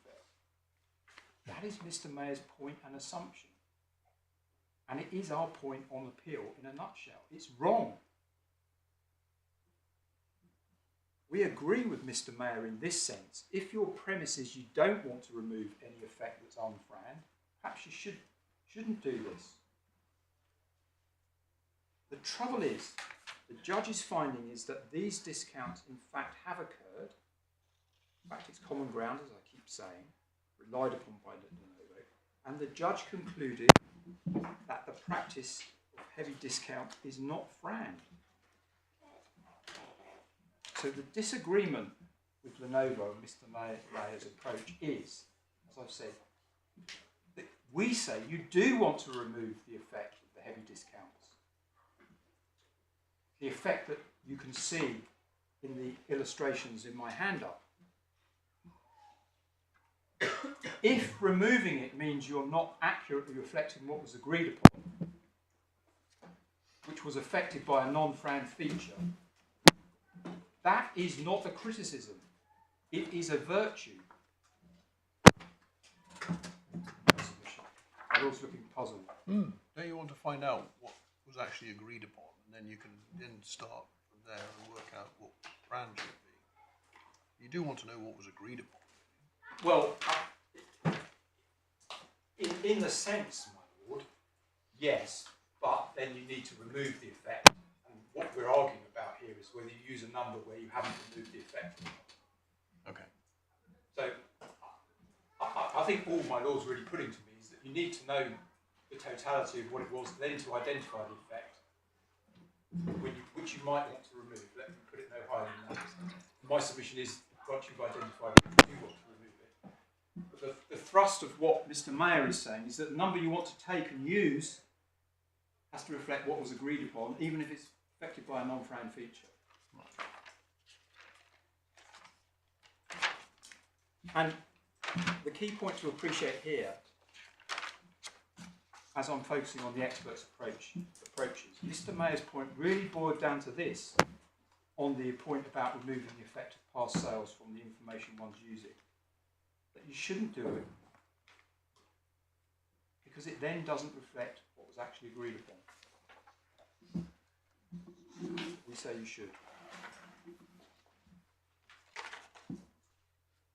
My lords, can I turn to the judgment and spend a little bit of time helping my lords with some of the important parts at a fairly general level as to where the key findings are and what was being decided at different points in time. I know you've been through it carefully, but it's an absolutely massive document, and there are some nuances that I do want to highlight before I get to look very closely at the key 15 or 20 pages where the judge in our submission gets in. So can I move to that topic now? And the judge starts on the factual background from para 114 onwards, so that's page 33 of the bundle. And this section covers both InterDigital and Lenovo. And a key part of this section of the judgment is para 161, where the judge sets out the table of the top 20 handset suppliers. Now, the precise numbers are surrounded in red, which means they're confidential, but who these people are and how they rank is not. And my lords can see Lenovo at number 9, right next to LG at 10. And you can see how they compare the numbers in the table, something the judge emphasised at para 164, describing the volumes as very close to, indeed slightly higher than LG. And that was a key point for the judge in identifying LG as the best comparator. Now, after addressing the principles that are applicable from the domestic and foreign cases, the section on the comparable case proper starts at para 271, page 76 of the bundle, which begins with a description of what the judge calls the SEP licensing landscape. Particularly, that section starts at 273, in fact. And it's here where the judge describes hold up and hold out. This is introduced at 277, at the foot of page 77. And 278 is noteworthy. I want to mention it while we go past, because it's particularly noteworthy when it comes to the conduct part of the case later. The judge says he perceives that every SEP licensing negotiation involves some degree of hold up or hold out, probably both, or as long as two sides fail to reach an agreement. He said it depends on the beholder as to what is occurring. Now, I draw attention to that because there's a bit of a tension between that and my submission, both with the second half of that paragraph, which I'll come to, but also para 164, the Supreme Court in Unwired Planet, which the judge had set out earlier on page 53 of the bundle. That's a paragraph addressing the concern of the kind expressed in the US eBay case about the threat for injunctions, and was really important in the Optis F judgment that my Lord Justice Arnold had to consider. So if you go to page 53, it starts right at the bottom. And as we see set out here, the Supreme Court expressed a view that the threat of an injunction cannot be employed by claimants as a means of charging exorbitant fees or for undue leverage in negotiations. And then over to the top of the next page. Since they cannot enforce their rights unless they've offered to license their patents on terms which the court is satisfied are fair, reasonable and non-discriminatory. And of course that may be an offer to license on terms set by the court at a point when they've been unable to agree. So at least when we're in the context of UK proceedings, the threat of an injunction can't be used to hold up, according to the Supreme Court. So I'm drawing attention to the fact that there's a little bit of a tension from that and what the judge himself was saying in 278, and including, I would suggest, the second half of 278, which is worth noting, where he's just saying that the mere fact that parties have failed to reach an agreement doesn't necessarily mean that one side or the other is to blame. There may be a genuine disagreement which can only be determined by an independent tribunal. I'm emphasising these points, as I say, because they will be relevant when we get to the conduct points. So while we're going through, I just need to draw attention to them. And the fact that there's not been an agreement may mean that the terms need to be set by an independent tribunal. As the quote that we've just looked at makes it clear, in the UK, the proceedings at least can't be used by the SEP owner to threaten an injunction to extract higher royalties. That's so even if it's not yet been determined what is FRAND. All they can do is require the implementer to agree to take the court-determined FRAND licence. In fact, as my lords will have picked up, Lenovo was refusing to agree even to that. My clients were agreeing. Also had a position as to what FRAND amounted to, which the judge didn't agree with. But that was all subject to the court determining what Lenovo was entitled to. Can we move to the paragraph 284,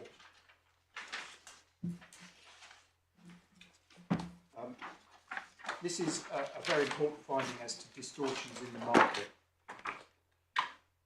The judge's conclusion is that InterDigital's SEP licensing practices, and he strongly suspects of others in the same market, have become distorted by their attempts to secure licenses of their SEP technology against a picture with many, but not all, implementers not complying with their duty to act as willing licensee.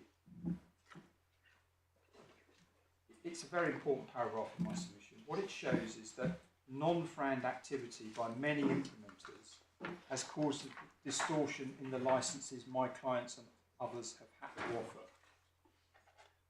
And it's those distortions that I identified at the outset that are at the heart of both my appeal and my friend's cross appeal. And we'll come back to it because we see the judge identifying the discounts for the past being a particular distortion. But he's identified the existence of distortions there as a general point and their cause. Can I ask you about the words, their duty to act as a willing licensee? Yes. What sort of duty is that?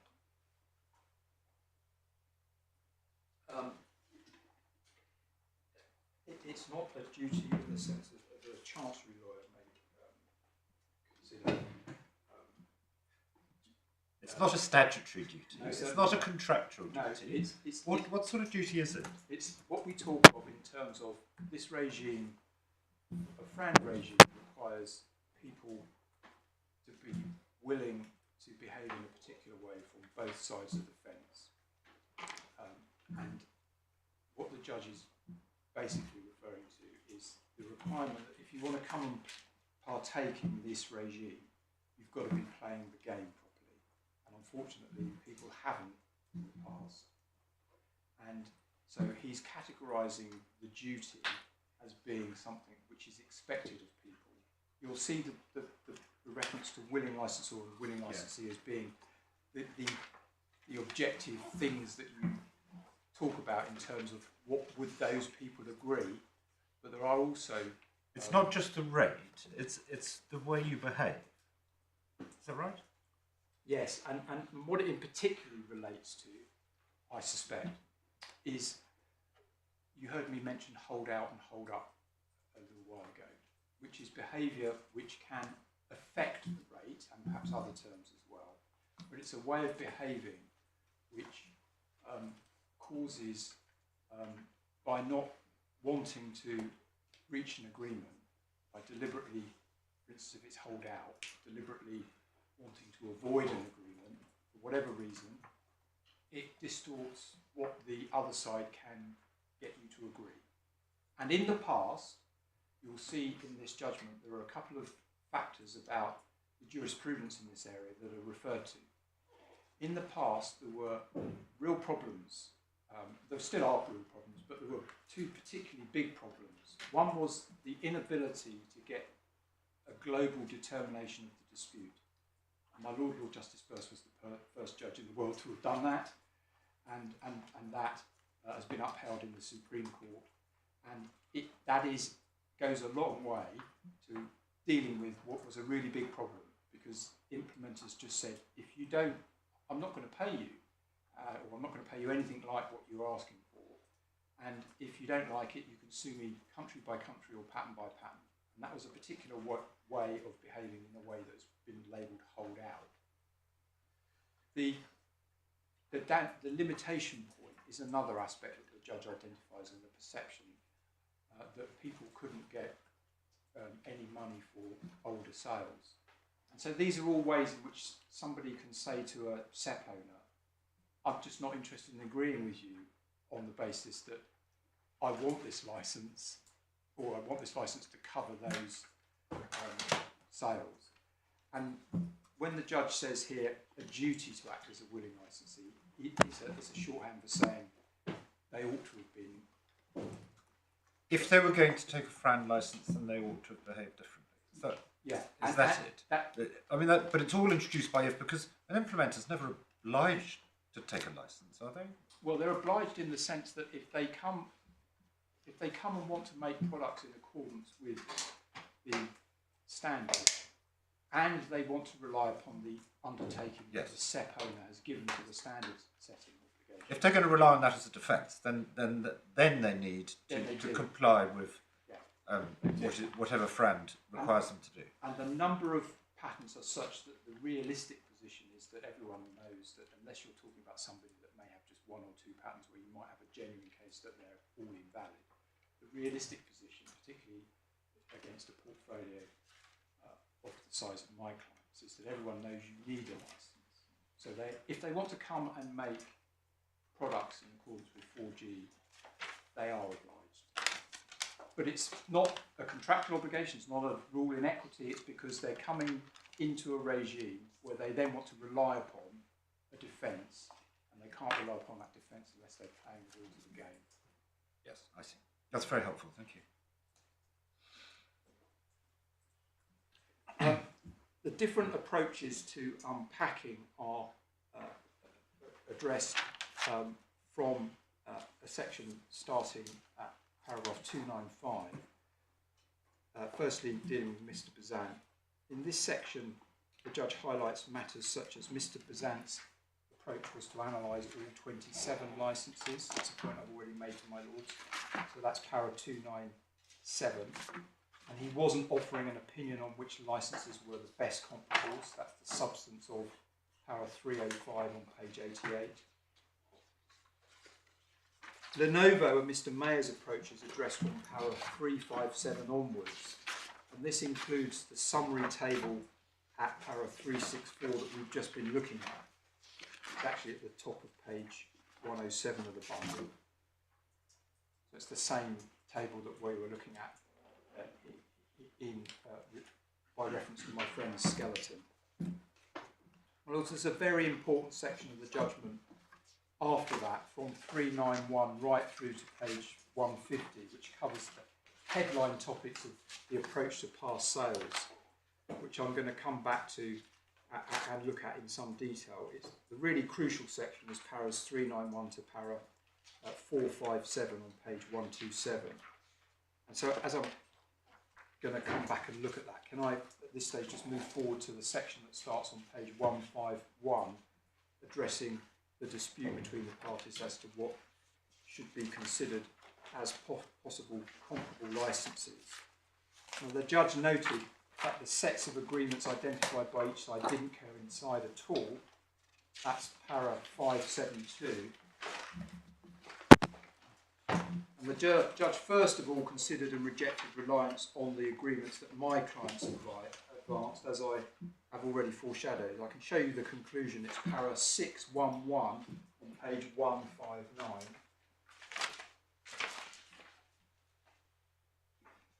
And the judge says he's rejecting reliance on the InterDigital 20 individually or collectively because the Lenovo 7 are clearly far better, with LG standing out as the best.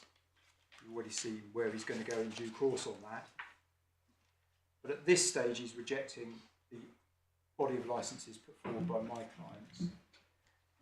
The judge's analysis of the Lenovo 7, in fact, starts on page 161, para 621.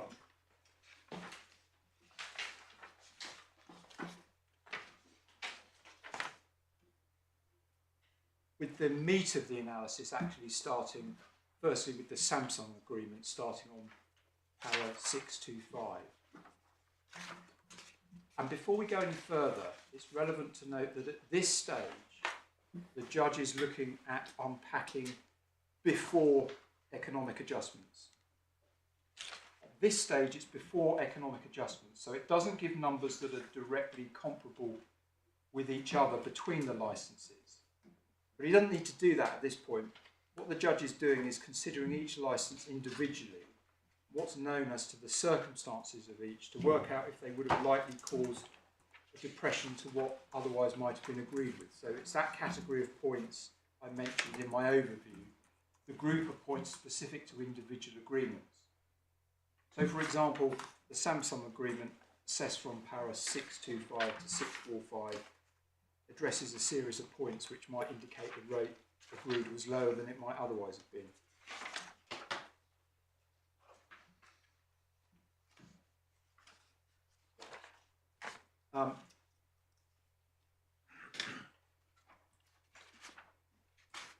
this stage, the judge goes through each of these agreements. That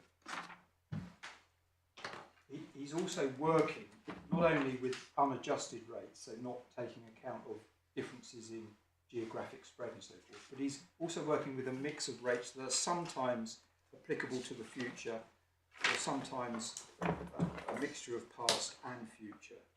So sometimes he's incorporating a significant effect of heavy discounts and sometimes not.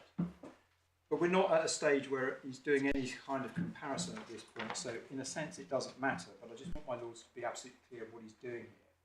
And the judge traversed each of the agreements in a long section separately, addressing each of them right through to paragraph 721.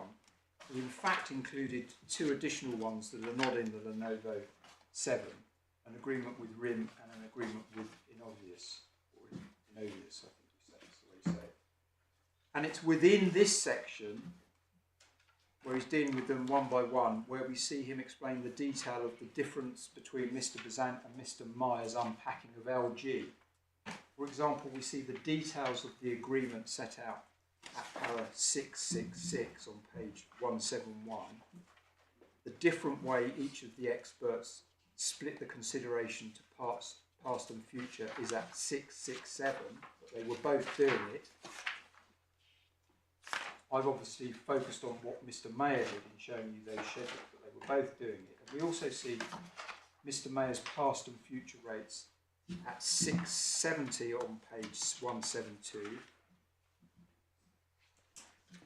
which the judge emphasises were based upon his acceptance of the recognition by InterDigital in its accounts. Key for my lords is para 673, which follows on from the explanation of Mr Besant's approach, where the judge says on balance he prefers Mr Meyer's unpacking, and I don't seek to challenge that preference. While we're here, para 674 is also worth noting. Here, the judge focuses on the point about how closely similar the market share of LG and Lenovo was. The judge agreed that the difference wouldn't have affected comparability, so a point where they could be considered to be the same as regards utility as a comparable. And indeed, we see the judge highlights in other respects the circumstances are similar to those he has to consider to the Lenovo.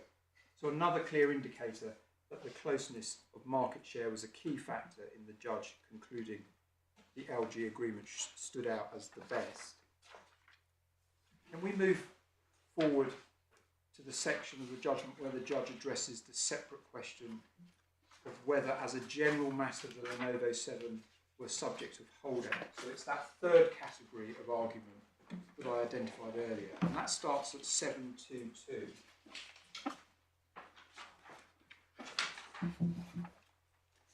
On page 180, we see the judge introduces this part of the judgment by saying he's addressed the specific points on each agreement. So that's category 2 of the points I identified. And as he says, this is addressing the more general overarching argument about holdout. And as we see over the page, he explains that this is the argument we were advancing as to what had driven the size of the volume discounts. So just pausing here, as I've already foreshadowed, the argument was as to the larger players holding out, so as to generally cause a significant reduction in rates related to the size of the implementer. It's not, as the judge said, the same point as some of the specific characteristics that have been advanced and considered already. And it's obviously not the same point as the particular feature being adopted in agreements caused by the distortion in the market due to licensees failing generally to act as willing licensees, particularly the problems with recovery face. Most obviously the heavy discounts for the past. It's not that point either. It was an argument that on top of these other points, there was a general overarching depression on price, on holdout. And as I understand it, the focus is volume discounting, is that right? Exactly, yes. Your Lordship would have seen that we ran a case that very substantial volume discounts were extracted from my claim. And the focus of it was that it was holdout depressing the whole thing, particularly driving those volume discounts. And the judge basically rejected the argument And of course we don't seek to challenge this. My Lord, see, for example, para 726.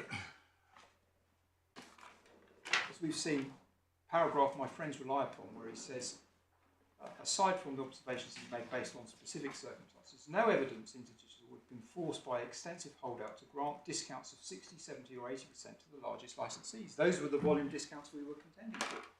We failed. Of course, my point of coming here is to emphasise it's just a different point. Right at the end of this section, 734 concludes that we can't identify whether a degree of holdout has been baked in to the Lenovo 7 or any of them, or how to quantify it, although he again mentions that he will continue to take account where he's found the rates may be on the low side due to the pressure on InterDigital. That again a reference to the individual circumstances that are referred to at the outset of this section.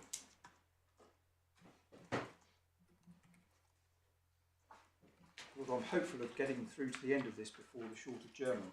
Before we leave this section, can we consider the economic adjustments? Can I draw attention to before we leave and do consider the economic adjustments, can I draw attention to 728? I've skipped over it, but it's an important paragraph because it makes clear that the judge's view was that InterDigital has been affected by a degree of holdout in other ways.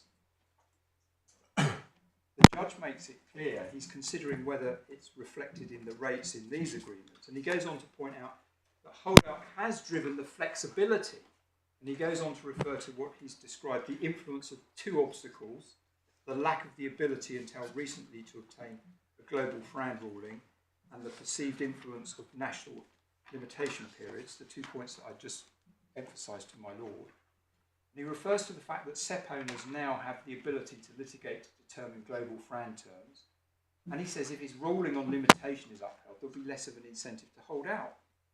About 2/3 of the way through, the judge reiterates that this second point has undoubtedly been a, or the, principal reason or the practice which has grown of waiving or heavily discounting past royalties.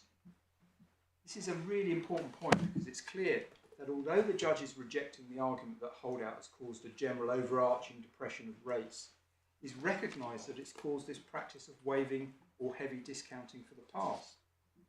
And I draw attention to it and emphasise it because of the way my friend's main point in answer to me is to seek to basically say, because he rejected the holdout argument, I've lost on the other point.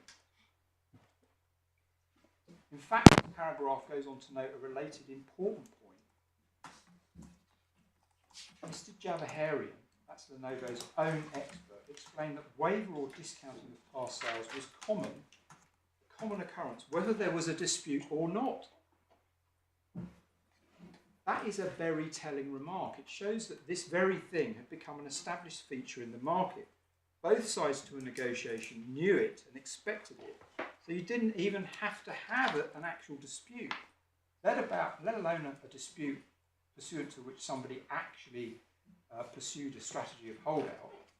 Just one of those points where it's a fact of life and you just know that that's going to be a factor.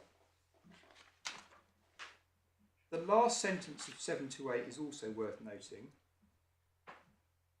because here the judge is saying that the influence of these points continues to be reflected in InterDigital's approach to licensing. In other words, it's an effect that has influenced InterDigital licensing and indeed was continuing to have an effect. My lords appreciate precisely the thing we say the judge should have sought to eliminate from the agreement where he's saying it existed. I think I was overly optimistic. See the time, I've got very little of the general stuff to do on the judgment, and then we're back into the meat of that really crucial part. All right.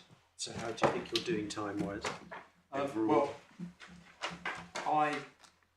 I think it will be tough to finish today, as my lord saw on the timetable. We've provided for a bit of a spillover, but I'm confident we're in accordance with that time. Good. 2 o'clock.